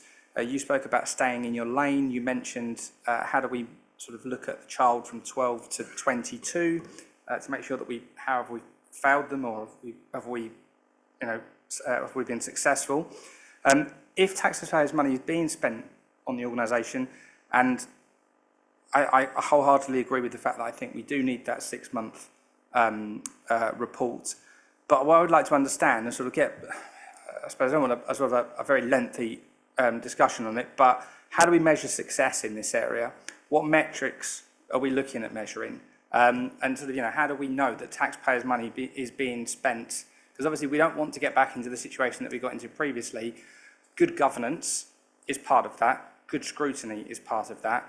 And the report and the fact that we're looking at the right metrics and judging you on your successes. I think that's where the area of the question will be, and how can we basically put that together? Thank you. Absolutely. One thing that I've worked very, very close to over a number of years is theory of changes, which are agreed typically with the investment and investor, as well as the delivery organisation. We need to establish what is that we want to achieve in terms of the greater mission long before the funding bid is written up. We need to understand how what we do and what we put our penny to, how will that look like over the course of a number of investments and years. Equally, it needs to be mapped against what other work is being done in both the sector or the theme that we're focusing on. So that one, it doesn't just duplicate the same work, but number two, we enhance its impact because there are 7 or 10 or 15 other initiatives run by other organizations. So jointly, we can map that 22-year-old had a number of initiatives, a number of interventions, a number of resources that enable them to proceed to develop in the way they have. So theory of change, again, followed by a very strong monitoring and evaluating team. At this point, Community 360 doesn't have a monitoring and evaluating team. It has a very good professionals who are completely committed to monitoring and evaluating, but I'd like to bring in academic sectors, for example, to help us put in the governance that is required to capture not only the return on investment and target set, but also its social impact, as well as a forecast function. If we are on the right road, delivering the right initiatives, or continuing with these particular investments, what is the likelihood of the outcome on those investments? So at this point, it's work in progress, but again, I'm determined to see this in place before the financial year is out. Fantastic. Thank you very much. Can I just add a little bit to that? I mean, I think part of it is a joint venture. So very much the funders also need to start contributing in terms of what the performance outcomes are going to be. And I see that as a joint venture between them. We need to establish that right from the very start. All too often, investments are binary. Yeah, how much can you do it, and for how little can you do it? That's too crude. We have to start getting in terms of some of those quality performance measures. And we have to do that in a collegiate way. We have to do that with you. You will need to demonstrate you've had value for money, and we need to demonstrate that we qualitatively have made an impact. And like Chris is saying, is one of the things we need to build on is to use the skills and expertise of our university sector, our local universities, to start providing that resource, because that's their level of expertise. So they may well become part of our advisory group too. So it's a good example where they can make a contribution. Tom? Thank you. Just a really quick point of clarity, I guess, around our own core budget for Colchester City Council, and Community 360 are a recipient of our voluntary welfare grants. They will be reported back as part of that programme. So I know we're talking about taxpayers' money. We're currently in discussions with colleagues and officers at the moment as well around what that grant looks like for this financial year. So just be sure that'll be available as well for people when it's needed. Thanks. Okay, folks, thank you very much. I'm going to move close to this item. We have a dual headline this evening, and Councillor Goss is waiting very patiently there, and I need a wee, frankly. So thank you very much for coming along. We remain friends and partners, and we're on a journey together. Clearly, you are moving leaps and bounds in the right direction. It's lovely to see members of staff here supporting you. You're pushing an open door, from what I can tell, from members here and from wider council. I can't speak on behalf of all 51, that's what the leader does, but my sense is you're pushing an open door, and if our inboxes receive tangible examples of real life impact, metrics, I think we're all happy to receive that as of when you fancy it, frankly. And if I may have a final word, which is to acknowledge that it was lovely to hear you talking about the need to engage with young people, because young people often don't have a voice. They don't know how to access services and platforms, and something like Colchester Town Hall to them. I mean, when do we see young people come in here and have their say? It's very rare. And so I'm really pleased that you acknowledge that. And finally, we know that poverty, social exclusion and deprivation exists in every ward in Colchester. We represent a ward that's got some very big, expensive houses, but there is poverty and deprivation in our wards everywhere. So we have to all work together to sell your services, to share knowledge, and to make Colchester and the wider area as best as it can be for everyone, young and old, rich and poor. All right, thanks very much. Thanks. And on that note, I'm going to have a wee. Can I see everyone back here in 10 minutes, please? Thank you, and thank you, Councillor Goss.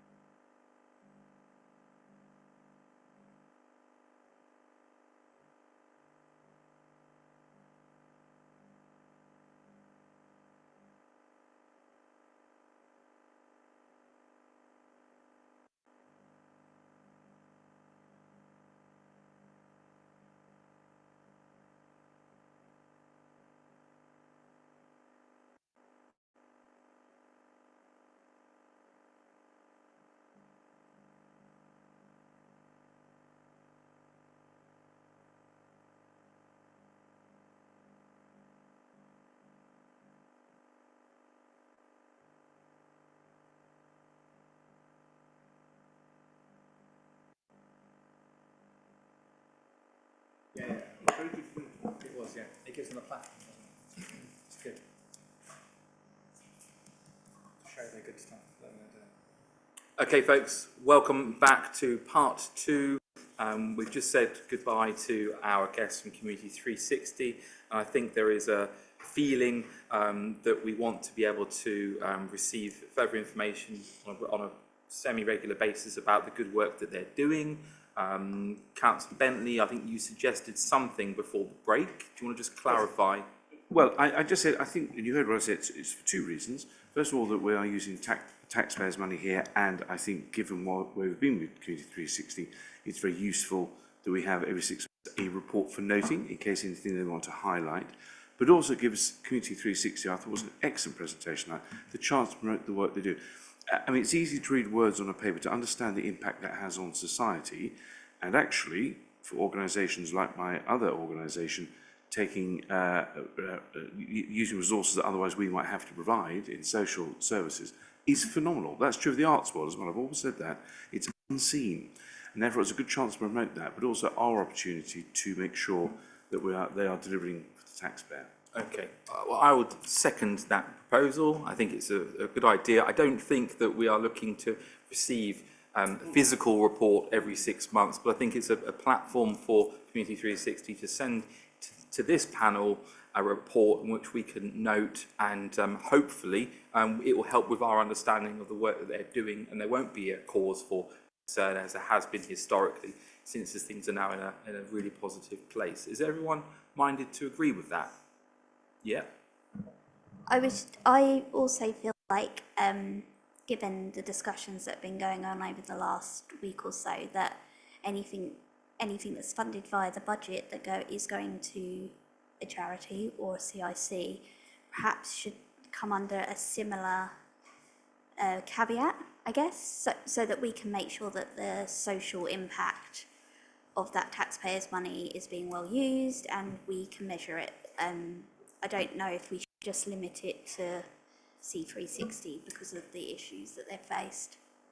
I'm sure that the Cabinet would want to know that every penny of Colchester Council tax money is being spent wisely. But Mrs Bredman, can you help us out here with these deliberations? We've had a recommendation from Councillor Bentley specifically on 360. I'm happy to support that, but can you help us out, please, Mrs Bredman? And welcome back, Leader.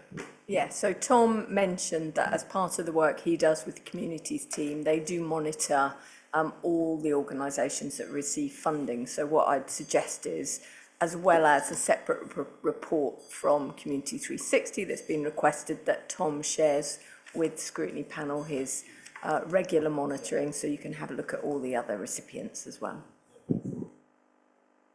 Everyone happy? That's formally unanimous, agreed, good. Okay, right, I'm very sorry, Councillor Goss, to have kept you. You've been very patient, and you're no stranger to scrutiny, and you have held this portfolio for quite a while. Before you attempt to kill me by PowerPoint, which I hope you won't, but before I hand the floor to you, I would just like to say to you, within your presentation, within your words, can you try and frame this with a bit of future gazing to what's coming around the corner, with everything you possibly can, because I think we all really care about that. And I have one thing before we kick off. One thing within your portfolio, it is a very small matter that most people probably would think is trivial, but I happen to think that the naming of things is really, really important. And so I know that street naming and numbering comes in your brief, and I just wonder, you know, as we look ahead onto the horizon of local government reform, whether we might be having, you know, our friends in Malden or Uttersfield or elsewhere making decisions on whether there's a Willits Way or a Martin Goss estate. Who knows? But I personally rather like the idea that local knowledge and local heroes who are often celebrated with street naming, that local knowledge can happen somehow, and I don't know how we do it, and it might be a conversation to be had around what role does the civic function of Colchester have in the future, and a Colchester mayor, I don't know, but I saw that and thought of you, thought you might share that interest as well. But anyway, you have the floor, and welcome. Thank you for your patience. So really all you want to know about is bins and street naming, so I'll spend some time on that, because otherwise I've got such a large amount of material. We might be here till 10 o'clock all day saying that. It's tempting. So in terms of street naming, you can only name a street after somebody who's dead. And the policy, I had a bit of disagreement with officers on this, and I stepped in and overruled them on it, because by law, it's many years before you can actually name a street after somebody, and the officers wanted to follow what the legislation nationally said. And I said, absolutely not. We want to have a much shorter time period. So I think I shortened it from memory to 3 years, which is way under the national legislation. And the reason that the national legislation is so long in terms of timescale is because of grieving, and also arguments within families and estates, because there can be disagreement between people within families, and that's why the legislation has such a long period, or they wait for the next generation to die. So that's why I've shortened it. Originally I was going to go with a year, but we felt that was probably too short, but I think I went for 3 years. But that was reviewed annually, and it's in my gift to change that without it having to go through any long bureaucratic nonsense, which is quite rare for local government, isn't it? So that's the point on that. And then in terms of naming names, certainly from my own experience, because there's lots of house building going on in North Colchester, the parish council and the ward councillors, many years in advance of houses being built, come up with the naming conventions and the list of suggested names. So Severals Hospital was involved in that. We went out to public consultation and got lots of names in, and all the roads are named after either fairly famous people or wards or whatever. And Chesterwell is all roses, apart from Alistair Day Way, which obviously is after Alistair, our very loved and missed planning officer who lived and breathed both of those applications. So that's how it works, and I don't see that changing. And I do agree, somebody in Malden, Chelmsford, Witton, Braintree, Mersey wouldn't have anything to do with naming roads in urban Colchester. It should be local knowledge, local councillors, local parish councillors, and I don't see that changing personally with devolution. So I hope that gives you some confidence at this moment in time. Right, so bins. You want to know about bins. That's what all you always want to know about. And goodness me, so many bits of paper it making David King, our illustrious leader, salivate. Right, so bins, garden waste. We've obviously been running this for a couple of years now, and currently we've got 26,739 people paying to have their garden waste collected, and that is up by 400 people on this time last year. And we've actually got 28,005 bins under contract, which means that there's a number of properties taking at least 2 bins, if not more. In Highwoods, there are people with 3 or 4 bins, same in Lexton as well, more affluent, larger gardens, and actually that gives those customers more flexibility, because before that we didn't allow that much capacity in the service. So the revenue target was £1,638,695, and we've actually beaten that. We've had an income of 1.7 million, and of course we're not finished yet. We've just gone and advertised a half-price deal, which we do always in September, but obviously the season is coming to an end, but we do it half price, and it is successful. And overall missed bins are very low, particularly as people are paying for a paid-for service. So overall, it's been successful. And the other thing to bear in mind is that every part of Colchester that subscribes to that service has a wheelie bin regardless, although they can have a smaller one, which then plays into the next piece of strategy which people want to know about, which is rolling wheelie bins. So the Environment Act comes into effect next year, And hot off the press, I'm the only one that knows this, not even the Cabinet knows this, we will be rolling out Tetra Packs collection from the 29th of September, because under the Environment Act next year, we have to collect them as a council anyway, so we're going to start doing it in April. But because the company that has the Tetra Pak collection points, Asda and I think only Tesco's, they're stopping doing it from September. So we've actually brought doorstep collection forward by 6 months, and the press release will go out on the 22nd of September. Already approved it. And people will be putting Tetra Packs in with plastic. So that's hot off the press. Not even the Cabinet knows. I don't even think the leader knows. It's such a secret. So that's hot off the press. So you've all heard that here first. So that's where we've been strategic by looking to try and improve the service, because we'd have had to do it anyway. And then in terms of flats, we have to start delivering food waste to flats, which at the moment we've got, I think it's about 850 flat bin stores in Colchester. Not all of those have full recycling. So again, management companies are legally responsible for ensuring every single flat dweller in Colchester by law has every stream covered. So that's plastic, cardboard, cans, glass and food waste, so that they can recycle. So some of the car parks might have to lose parking spaces, but by law they can be sued by the Environment Agency if they don't deliver full recycling. So that's a change in the law.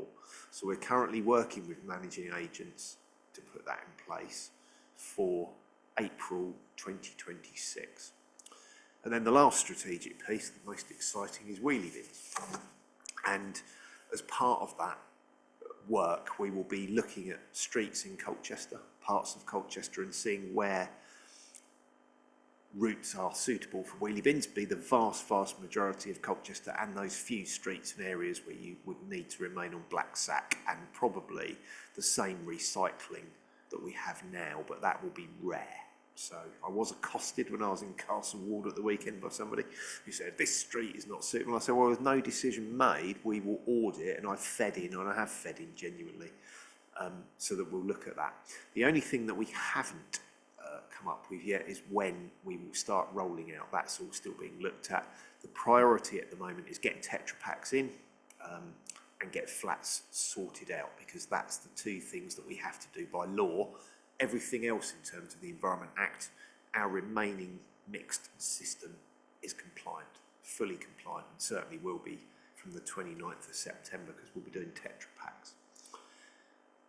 So that's kind of waste. I think in a strategic world, I could talk about greening, I could talk about rivers, I could talk about parks, I could talk about playgrounds, I could talk about parking.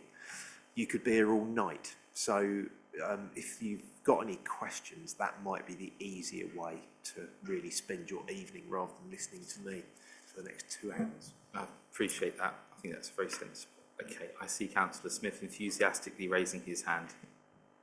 Thank you, yes. We were lectured by a member of the public about our various budget failings. It's rather good to hear that there's an area where we're actually overachieving on our targets and it's actually working out better. He did make the point that perhaps the council's not good enough at telling people when things are going well, and I think that point was possibly well made in this case. So you've covered my points on garden waste, that's very good. The government has been giving us a large sum of money which was dependent on how well we collected waste. Have they become any more transparent in explaining if we collect in a slightly different way and we don't meet all their criteria, how much of the grant we're going to lose? It's a good point. So we got, I think it was £1.9 million from government, which was actually more than we expected for collecting, recycling, etc. And there is a challenge and a complication, and that's what we're working through at the moment, where the government has now said that we need to separate. We need to actually separate out our waste more, where we were moving to a more simplistic commingling system. The government or the Environment Agency, or DEFRA I should say, has come up with the complete antithesis and said, well, actually you need to separate it out more, which could mean an extra wheelie bin. Well, we're not doing that. and we're going to continue down the commingling route. The threat that DEFRA is then saying to councils is, well, we'll reduce your payments, but we've worked it through and we don't think it's going to have a massive impact. But that's part of the added complication we've got, because we do not want to give people more than 3 wheelie bins. That is ridiculous. You've got to have one for recycling, one for waste, and one for garden waste. You know, not a separate one to put paper or card in, or whatever they want. Thanks. Sorry, the point I was trying to get to was, is the government telling us that if we commingle this much, we'll lose 10% of our grant, or 1% of our grant, or 9% of our grant? Because clearly that's the sort of information that we'd really need to know to make that. Yeah. So the short answer is no. Okay, Councillor Bentley. So, thank you. Surprising the officers here, but anyway, I would just like to take you forward now 3 years, and we're going to have a unitary council here. However the cake is cut up, it's almost certainly going to include tendering, Braintree and Colchester. Now, one of the biggest things that will face us as existing councils is delivery of current services and implementation for the unitary when it becomes a disposal authority as well. And I just wondered what conversations you're having already to make sure that implementation is running smoothly. So we have the quarterly meeting of the Essex Waste Strategy, which I attend, as does the rest of Essex, where we're talking about issues like that. And of course, we're starting to open up conversations with tendering and Braintree about what the future looks like, because we all collect in different ways at this moment in time. Colchester is moving more towards a uniform approach, which we will do in 2026. Braintree's just moved to 3 weekly, or is moving to 3 weekly, I should say, apparently. And tendering doesn't collect glass, but will be, and they are outsourced to Veolia, although they have been strategic by taking a long-term view by taking a short contract. So in theory, we can bring those services together, and I suspect probably tendering will go in-house potentially longer term, and we will have to collect in a more uniform manner. In terms of waste disposal, that obviously is currently Essex, and we're burying stuff underground. Now that's changed, so that's good. So it's now being incinerated for electricity, which will increase recycling for stuff that pops out the back end. We're also rummaging in people's bins at the moment to again see what black waste is going into the incinerator, because we still have recycling going in the wrong streams. We need to fix that. And then in terms of long-term waste disposal, well, one thought was the mayor might take it, or secondly, it goes back down to local unitary authorities, and that's the conversation more now. But at one point in those Essex waste strategies, I said, well, the mayor might take disposal as part of the services, but obviously that's moved on somewhat. So yes, conversations going on, and I am told that the head of service at Braintree is a waste genius in the same way Richard Walker is a parking genius. So obviously we are speaking to her quite often. So that's good. I would encourage you to accelerate those conversations. The mayor is never going to take, it's not a strategic role in that sense for the mayor to take. Therefore, it's important that this is done, because the one incinerator we have at Rivenhall, I suspect, will not be adequate in going forward in the future. But also the realignment of the services is hugely important. Bearing in mind, we have different rates of council tax going on, different levels of council tax going on. There will be 7 years of equalisation there, which gives you breathing space. I say you, it won't be me, I won't be here, but it could be you. And therefore it's important, I think that is done now. The reason I say this, and I'm not just singling you out, I'm saying wherever I go, implementation is the hardest part of LGR. It cannot be done in the 12-month period we have between shadow authorities and authorities. It needs to start now. So I can encourage you, I'll be saying the same to all your colleagues around the county as well, including mine, we must get this done very quickly with a plan that we can start to merge this quickly. So if I encourage you to do that out tonight, if nothing else, that will be the thing I want to get across to you. Loud and clear. Okay. Members, do we have questions?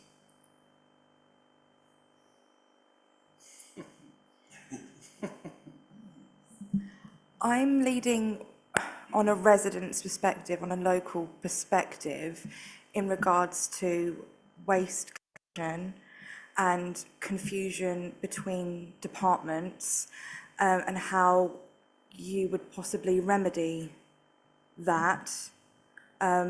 Sadly, sometimes we don't help ourselves with rigid service delivery and then perhaps overcoming common sense. Thank you. Well, the simple answer is I'm an escalation point. So if something is failing, you send it to me and it will simply get sorted.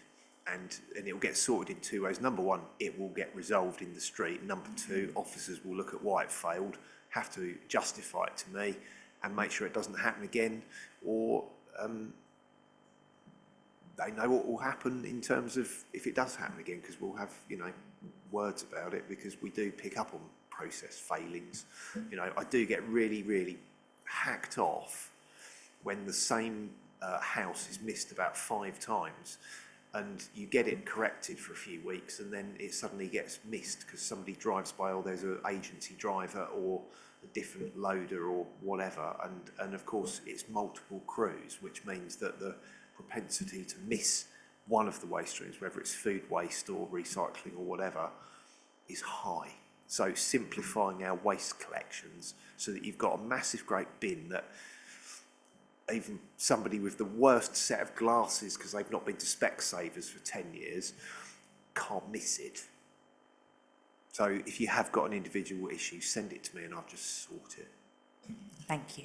I think also, if I may, Councillor Goss, I take a key interest in waste collection, and I am reminded of you, even on holiday, as I was this year, in France. There I was, middle of France, and my children were just absolutely, their minds were blown that they could put rubbish in a communal street and it was going underground via foot pedal. They were playing with it like it was a piece of playground equipment.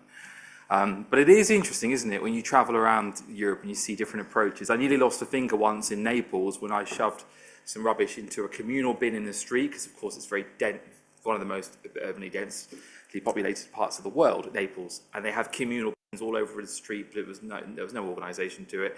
I put my bin in and nearly chopped a finger off with a sharp thing that was in it that shouldn't have probably been.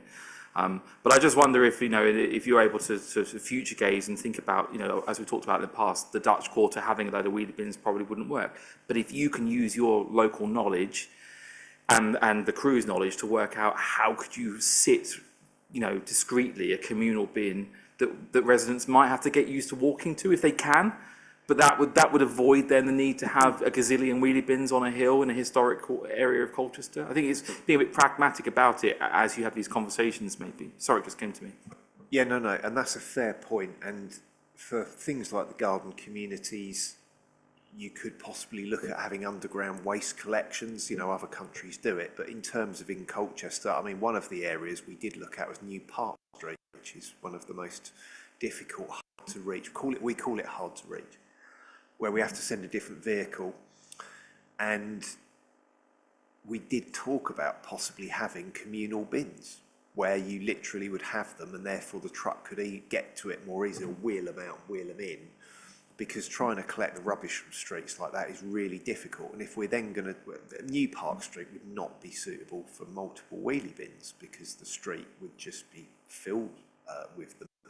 But are there other opportunities? So you are right. And funny enough, the resident who was bending my ear on Saturday actually suggested the same thing. There's a bit of pavement there, you could put some communal bins, and therefore we wouldn't need wheelie bins. So you're the second person to mention it in the space of 3 or 4 days, and conversations we've had before. We did also talk about it for Fieldview Close in Mile End as well. Places like that where it's all it's in one place and people would have to just chuck their rubbish or recycling in those places. But again, it's a mindset and a culture, and we know that people don't like change. Okay, good one. Please, you acknowledge that. Councillor Rowe, did you have a question? Just a couple. With regards to the sickness, I think I think we discussed this at length before, and There was some sort of, well, with regards to sort of rolling out wheelie bins, part of the business case for rolling out the wheelie bins is due to the fact that the sickness rates for the staff would reduce. I know that across Colchester we sort of have a partial rollout of wheelie bins as is, and I understand that you're still sort of looking to completely roll it out. But in the areas where we do have wheelie bins, are we seeing any reduction in the sickness rates that we get with the staff? And is there anything that we, that we can measurably say that, yes, we know that once we roll it out to everyone, this sickness and the issues with the skeletal problems that the staff have, we know that over a period of time that will go away? And how long do we think, do we have any projections around how long we think that will take to get back to a level? Because also I understand that the sickness rates cost us quite a lot. I think you said earlier around the agency staff that we have to hire. So I suppose sort of understanding a bit more about that would be quite useful. Secondly, around fly tipping, I did notice that fly tipping was up by 50%. Just interested in your views around what you think's driving that, what we're doing to try to stop it. Thank you. So in terms of sickness, from memory, I think on the non-wheelie bin routes, the average sickness is 11 days or was 11 days, and on wheelie bin routes it's 8 days. So there's about 3 days on average sickness. But what you've also got to remember, we have an ageing workforce. We've got many people that have been with us for decades. They're getting older. It's a tough job. Musculoskeletal damage to our staff on those routes does cause long-term sickness. We do have flexible return to work, and we try and get people to go and see physios and all the rest of it. So we do a lot as a responsible employer to make sure we do all we can for the staff, because without them we have tons of rubbish in the street. So I think, yes, there are some statistics to prove that wheelie bins do reduce the workforce sickness, because in effect the machine does a lot of the work. Let's hope our dust carts don't start going off sick. And then in terms of fly tipping, yes, fly tipping has gone up, but we are doing more work. We've got more enforcement officers, and also WISE are doing more enforcement work, which is something I pushed forwards because they're free. In effect, they are free. They don't charge us for the resources.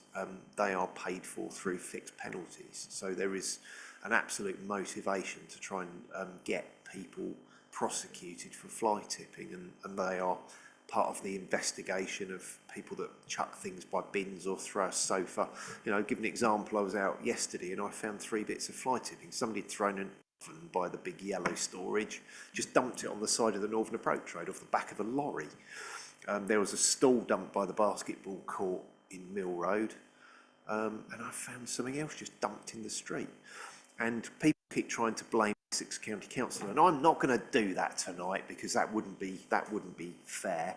But people have tried to make the connection between the booking system at Colchester and having to actually do some work to book in to deliver your goods to be recycled.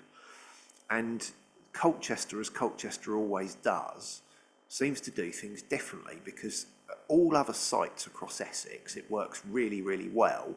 But then we seem to have people in Colchester that like booking the same appointment about 5 times a day. So what it does, meaning that people that could legitimately turn up on the same day by booking the same day are precluded from it because the system is overbooked. So Essex has been trying to do some work to stop that and see if there are any serial offenders, but it's only in Colchester that it seems to happen. But I don't genuinely believe that that is an excuse for people fly tipping, because it's so easy. And if you're not tech savvy, I gave somebody the number the other day, you can phone up and book it. And it's dead easy. It's made it less busy. It's stopped all the queuing. It's stopped causing issues for Colchester Zoo. So I think it's actually a really good thing. I fully support it and hope they continue to do it, and we do it under LGR. So yeah, and the other final thing is we are doing as much education as we can around if you fly tip, etc., then we'll prosecute. So I think it's multi-stranded, and we'll continue to do as much as we can and invest in it, and we have. I've certainly seen the proactive physical marketing in the Dutch Quarter. Councillor Rowe, you finished? Yeah, sorry. So, Councillor Goss, what do you think is actually driving the fly tipping then? I mean, you mentioned Wise, for example. I mean, is it that we're just catching more of it and that we notice that more of it's happening? What's actually driving this increase? So I think probably me rummaging through wheelie bins doesn't help, or catching people probably doesn't help, because I've caught a number of people who have all had FPNs.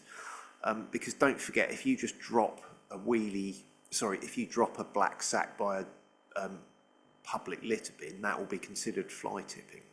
So I think we're recording more, and we're doing, as Darius has highlighted, much more PR by actually saying this is a crime zone. And that's actually come from Keep Britain Tidy. So if somebody fly tips, we will literally tape it off and make it look like a crime scene to really hammer home, as part of education, that it is a crime to fly tip. So, and it actually works. It's so visual. You're driving around and going, what is that? It's not, somebody's not been murdered or something. It's actually a pile of rubbish somebody's dumped through a sofa. And it's almost like taping off the scene of a police, inquiry. So we've done that, but that is based on national guidance from Keep Britain Tidy. So I think it's quite good. How much is the fixed penalty notice at the moment? Fixed penalty notice for fly tipping is 400 quid, isn't it? Sad, I know all this.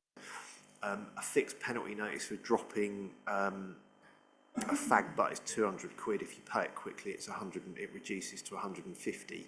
But actual proper fly tipping, it's a fine of 400 quid. So it's, what the government's done is they've allowed councils within a range to choose what we charge. And again, that's down to the portfolio holder. And we've gone on some areas really hard, and on other areas we've tried to leave it reasonable. So we could charge more than £200 for somebody that drops a crisp packet or a fag butt. But we've kind of gone about midstream. I had a very angry resident who got caught and said that the fine's too high, it should be 50 quid. And so, well, 50 quid's not really a lot of money to stop somebody doing it. £200 is a lot more money. But they said they should be lower. And I went through and did a load of Googling. So, well, look at all these boroughs where it's twice as much. So if you'd done it in that borough, you'd have been looking at 400 quid. So, people have interesting views on it. Okay. Thank you. I saw Councillor Rippingale. Any other members at this point? No. Thank you, Chair. I suppose it's quite interesting thinking about fly tipping. We have quite a lot of it in Newtown because there's quite a high rental population and people move on and they don't have cars, so quite difficult to get to the tip. And also, in terms of income, having to pay someone £100 or even the council service, is a stretch too far. I suppose my question is there more proactive things we could be doing to alleviate that burden, and therefore people don't fly tip and then we don't have the cost? But also, we've done a huge discussion about social value today and how partners and social enterprises can add value to the council services. Is there opportunity where fly tipping is of a reasonable quality or can be recycled, that we take that burden off ourselves and let partners do that and potentially make money from it to finance their services? And I'll just come back on New Park Street, because I love New Park Street. It would be great to hear what your plans are for areas where it's difficult. I know that one is very challenging because of people's parking, basically, and understand what that looks like so that we can help consult with residents on your behalf. So in terms of partners, I've had some conversations. So Emmaus is a good example, and I did a visit and we actually had a conversation about them helping to take furniture and other items away from the recycling centre. So I did put them in touch with Essex County Council to say, look, these guys want to actually take some of this stuff away. Could we look at doing a trial at Colchester? And I put them in touch with the head of the service, or the paid head of service at Essex, and let them have that conversation, because obviously that's for Essex to decide if that's what they want to do, but it's a good principle. So yes, had that conversation, and I do agree that that would be good. Getting rid of sofas is extremely difficult, for instance, because charity shops have pretty much closed the doors to them because there's just such a volume and abundance of them, and of course some of them don't have the right fire safety tags on, so they can only be ground up and burned, which is what happens to them. So yes, I agree. In terms of Colchester's service, we are looking at that because we charge a set fee for up to 5 items, but if you want somebody to come and pick up a kettle for 80 quid, it's not really good value for money. So I did actually find somebody fly tipping a kettle in a public litter bin, which I retrieved and recycled it. So yeah, that's what people do. They stick it in a public litter bin instead, which is the wrong way to get rid of it. So I do agree there's probably more we could do. There'll always be more we can do. And regarding New Park Street, yes, as we get to that, we'll obviously talk to local councillors because they've got the best knowledge of their areas and can help us to shape what we may or may not do. Because if we get it wrong, it'll be you guys that get the complaints. So, yes. Okay. Members? It's not a question, I just have a passing comment. It's a long time since I've done scrutiny in this authority. I am surprised there's no officers here. I'm surprised there's no report in front of us. We have nothing to gauge what we said we should do as a council and what we are delivering. There's nothing here to do that. Asking good questions, but random questions about bins and about recycling. That's good, I suppose. But there's nothing to gauge this against. I would hope, and it used to happen when portfolio holders came to scrutiny, they'd bring officers with them to answer technical questions or answer technical questions. A report that we could gauge whether the portfolio holder was being held to account. We're not really holding them to account, Councillor Goss tonight. We're asking good questions, he's giving good answers. We're not holding them to account. I think we need to rethink very hard about the scrutiny function. It is a very important part of local government. It's something that isn't done very well across the country generally. I think here we could sharpen it up by doing it, by having proper reports put forward. But what we have with Community 360, a fantastic report. We knew what they were doing. They told us exactly what was happening. We could ask incisive questions, and we go back with a resolution. So we'd like to come back with a paper in 6 months' time to say, are we holding you to account with public money? We can't do this. It's not here. I think we need to rethink it very hard. It's a comment, not a question. And I will acknowledge that. It might be partly me to blame because I have historically driven portfolio holders not to come along with extensive PowerPoints. And we do get the KPIs, twice annually to look at some of the figures, which are what we've been talking about in terms of recycling rates, etc. But I think what Councillor Bentley says is fair. We can reflect on it, can't we?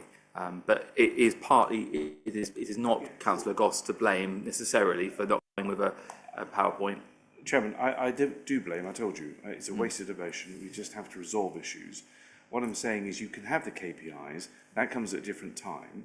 You don't need to have 3 hours of PowerPoint presentation where we're all bored to death. You need a report we can read in advance to prepare our questions to ask. And then you get a bit of sense. I'm thinking if the taxpayers listening to this, as I'm sure they are, what have they learned? They've learned a bit about wheelie bins being rolled out. They've learned a bit about recycling. That is very good. What they don't know is, are we spending and investing the money correctly? That is our job as scrutiny to hold the Cabinet to account on that. I'm not particularly having a go at you, Councillor Goss. I'm simply saying this is a situation because it might be happening elsewhere. We've really got to think what the role of scrutiny is. So not long presentations, a paper we can read in advance and get our teeth into. That is what used to happen, and I don't know when that changed, but I think we need to get back to that. And a bit more of what we have with Community 360, which I thought was a brilliant scrutiny session tonight for everyone. Noted. Thank you. Councillor Goss. I would say in all the times I attend scrutiny every year, that never happened. So I don't believe any portfolio holder brings a report and hasn't done for some years. So if that needs to be looked at, that's fine.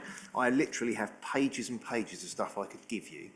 And the reason that I don't feel I need to bring officers is because if I can't answer your questions, I don't think I'm a competent enough portfolio holder. I know the detail, I know the figures, and I don't think I've ever failed to answer a question when I've been asked. So I don't think I need a room full of officers because it's a cost, right? Every meeting is a cost. And I'm confident I can answer what you need.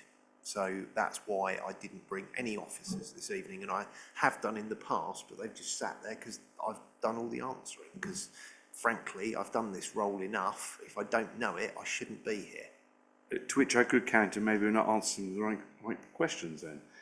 Because there is technical information that you won't have. You're not a waste engineer. You're very competent, clearly, but not a waste engineer. And certainly I want to ask questions, drill down into something that I would expect a waste engineer to talk about. I could talk about recycling rates in county council recycling centres compared to what you pick up. I mean, I can ask all that kind of detail. You might have it, but you might not. What I'm saying is I think it's a general question around how we do scrutiny, and it's not just in Colchester, it's across the whole country. This is the most important function a council does because we are the custodians of the taxpayers' money on behalf of them, asking the executive, who have the power to do things, whether they're doing it right. I just think we need to think a bit harder. That is no reflection on anyone here, and certainly not a blame on you, Chair. I'm just saying, I'm getting old now, as I've been around a long time. But that's how we used to do it, and they were very good sessions. And the sessions where Cabinet members came were dedicated only to Cabinet members for that evening. Now, there were more meetings, whether that's good or bad, I don't know. But certainly I felt we were on top of... I could look the taxpayer in the eye and say, we've asked the right questions, we're confident the Cabinet is delivering well. Or not, as the case would be. Thank you. I think that's very fair, and we will reflect on it. I will certainly. Councillor Smith. I would also make the point, though, that we do have the group spokesmen's briefings beforehand, whereas if there were concerns about a particular technical area, that's where we raise them and say, we'd like to know how you analyse the content of a bin, and that would be passed back, and we could then bring in an officer if we could find something that was perhaps beyond there. So we do have that scope to bring in that technical thing. It doesn't help if someone turns up on the night and suddenly comes up with a brilliant idea, and that doesn't get fed through. But we do have that process, which obviously you weren't seeing tonight. And anyone listening to this transcript of the meeting should be aware that there is also an additional scope for people to raise key issues. I don't want to prolong it, I would counter, but that's not in the public domain. This is a meeting in the public domain, and people listen to this. This is their money. We don't have money, we have their money, and it's how we then spend it. So I don't want to prolong it. I've made the point, and I'm just a visitor here tonight, so you can just ignore me if you wish. I don't mind. I just speak from what is now 2 decades of experience and time to probably shuffle off. I think it's very, very useful when we have substitutes who bring a different take and perspective on things. But never again. So thank you. No, it's fine. I will reflect on your comments, seriously. Okay. I'm content that we have asked some good questions and had some good answers. Does anyone else wish to probe further? In which case, I think it's good night, Councillor Goss. Safe journey home in the rain. And we will move on to the work programme. Is that right, Mr. Clark? That's right, Mr. Chairman. With your leave, I'm afraid I can't do my usual. Nothing more from me. Any questions? Good night, everyone. We do have a few matters that I just needed to raise it in addition to what's in the report itself. Had a few items come forward for either rescheduling or for a potential addition to the work programme, looking at October and November specifically. Now, at this meeting, we were due to get a waste strategy update from Richard Walker in his new role. That had to be put back because it had been put back to the October Cabinet, and it was likely that we'd need an extra meeting in October of the panel to pre-decision scrutinise that. I've now heard from Richard Walker, who has explained that we're requesting that the panel for the moment take that off their work programme because it's not currently in a state where it's ready for a decision to be made. So Richard Walker's view is that it would make more sense to bring it to the panel in the run-up to when a decision is to be made, and then it can offer recommendations to feed into Cabinet's decision-making process. If I just find his wording, he writes, the Waste Service will not be able to report as data is not yet available and there is no update to provide. So I'm asking the panel to approve the removal for now from that from the work programme. I don't see there's much option, so I think it's accepted. Is it a So if you remember, last November, I think it was, you all looked at the new waste strategy and made a decision and some recommendations. So that, and then Cabinet approved it. So that was all a go. And then we had some big national changes, and we paused because we were then looking to see if those national changes changed anything about the decision that had been made. A new date was set on the assumption that it might make some changes. The reality is it's not making any changes. So actually the November decision that was made last year is likely to push ahead, but we do just need to clarify that with leadership, make sure they're comfortable with that position, and if there are any subsequent changes, it will come back. But at the moment, there is no decision for you to scrutinise because it's going ahead as planned. So, Lucy, sorry, just on that point then, so because I think one of the big decisions that we scrutinised was the purchase of the bin lorries. Does that mean that if there's no change, does that mean, because originally, I think, I can't remember correctly, I can't remember exactly, but there was at least some members that were not sure whether we should purchase those, and I can't remember if there was a recommendation or not, whether it was passed by the whole panel, or whether it was just a recommendation on the night around whether we should purchase those or not. So does that mean that that purchase will go through? Because it was obviously part of the original strategy, and then it looks like, according to the information that we received this evening in the pack prior to the meeting, it looks like that decision has not been taken and is not going ahead. So does that mean it is now going ahead? So if there is a change to the decision that was agreed last year, it will come back to scrutiny. Right. If there isn't, it won't. So I think that's what they're still working through, some of the detail of that. But that's my understanding, is that if there is a decision for you to scrutinise, it will come back. So if there's changes to that fleet strategy, it will come back. If there isn't, it won't. Yeah? Thank you. We do currently, I've just got confirmation that we're going to have the Fit for the Future, the Street Care Greening and Grounds Maintenance Service will come to the October meeting. There was a bit of a conversation about when that was appropriate, but that stays where it's set. For the November meeting, I just want to touch on, we had a request to add an item on the local council tax scheme, support scheme changes from Adam Wood. Now obviously that meeting is going to be very heavily geared towards the draft budget. That will take primacy in the panel's considerations, and we're very loath to add any extra items which would take time away from that. The reason I've scheduled this local council tax scheme provisionally for that meeting is that unless there are root and branch changes to that policy, generally it goes through the panel with just a few moments of questioning and then moving on if it's just an incremental change. I've sought guidance as to whether there will be root and branch changes. As far as we're aware, there will not be. So it will be a very, a minor change item, but I'm getting confirmation from Adam Wood on that. I haven't received it yet. But if members are happy to provisionally schedule that item on for the November meeting and then look at rescheduling if it is going to be a more weighty I think that's set of changes. The way to do it, isn't it? Yeah. We can make that decision as a panel. It's a tweak, but if it's substantial, yeah, okay. Yeah. Continuing on November, we've had from colleagues a request for the scrutiny panel to examine the a revised digital strategy and a revised customer strategy. And the view from some colleagues is that it would make sense to do those items together. I think digital strategy has been said to me that that's the overarching bigger ticket item, with customer strategy alongside it and complementing it.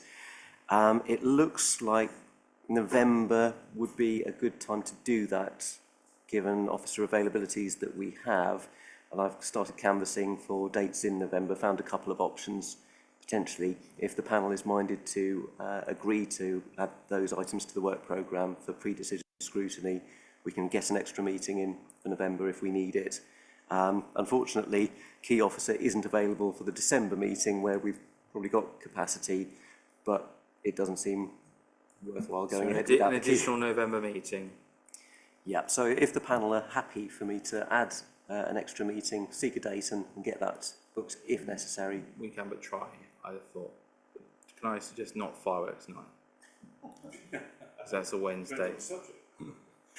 Noted, Mr. Chairman. I have to say, when I was canvassing for potential extra meeting dates in October, I accidentally added Oyster Feast Day to that, and I thought that probably wasn't the best of... Certainly an interesting meeting. I'm not sure the outcomes. Okay, thank you. And then in December, we're looking forward to seeing the leader. Yes, so we've got Councillor King down for December meeting. If we go ahead with an additional meeting in November for the customer and digital strategies, there's the potential that we could seek to just have a rescheduling of the December meeting into November, see if Councillor King is available for that to do his briefing. Rather than having an extra one, we'll just replace the existing date with a November meeting. The only, I mean, I like your thinking. The only apprehension I have is what will the leader be able to talk about in terms of LGR, and that, well, that's an opportunity there to potentially look at some of the developments there. I don't know. I'm not commenting on the work programme. I won't be here. I'm just the stand-in person tonight. But this council has a plan that the Cabinet has agreed. One of the things, I mean, you can talk to LGR, but like anything else, a lot of it's still a bit of guesswork. But you could be looking at that plan and say, have you delivered as a Cabinet against that plan that we've agreed? And then really drill it. That's what I was saying earlier about having papers prepared.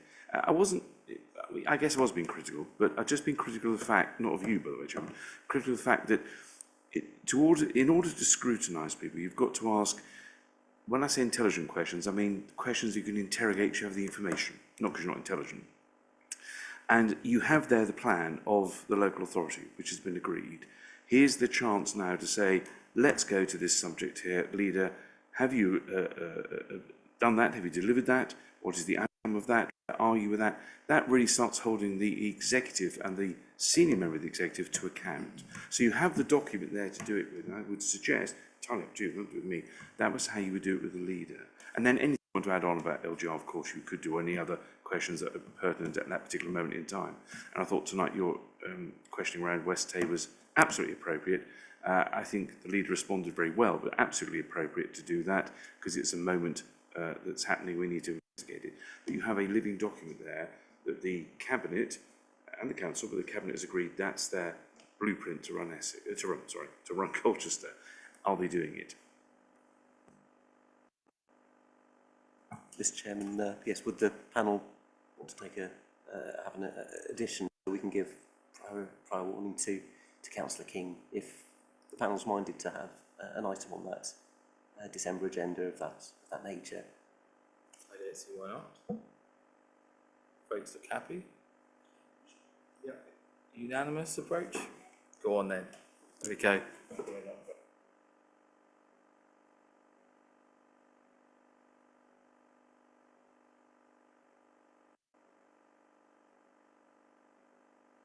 If we could just get an approval for what I've talked about previously about the looking to schedule the customer and digital strategies in potentially an extra meeting. I'm happy with that approach.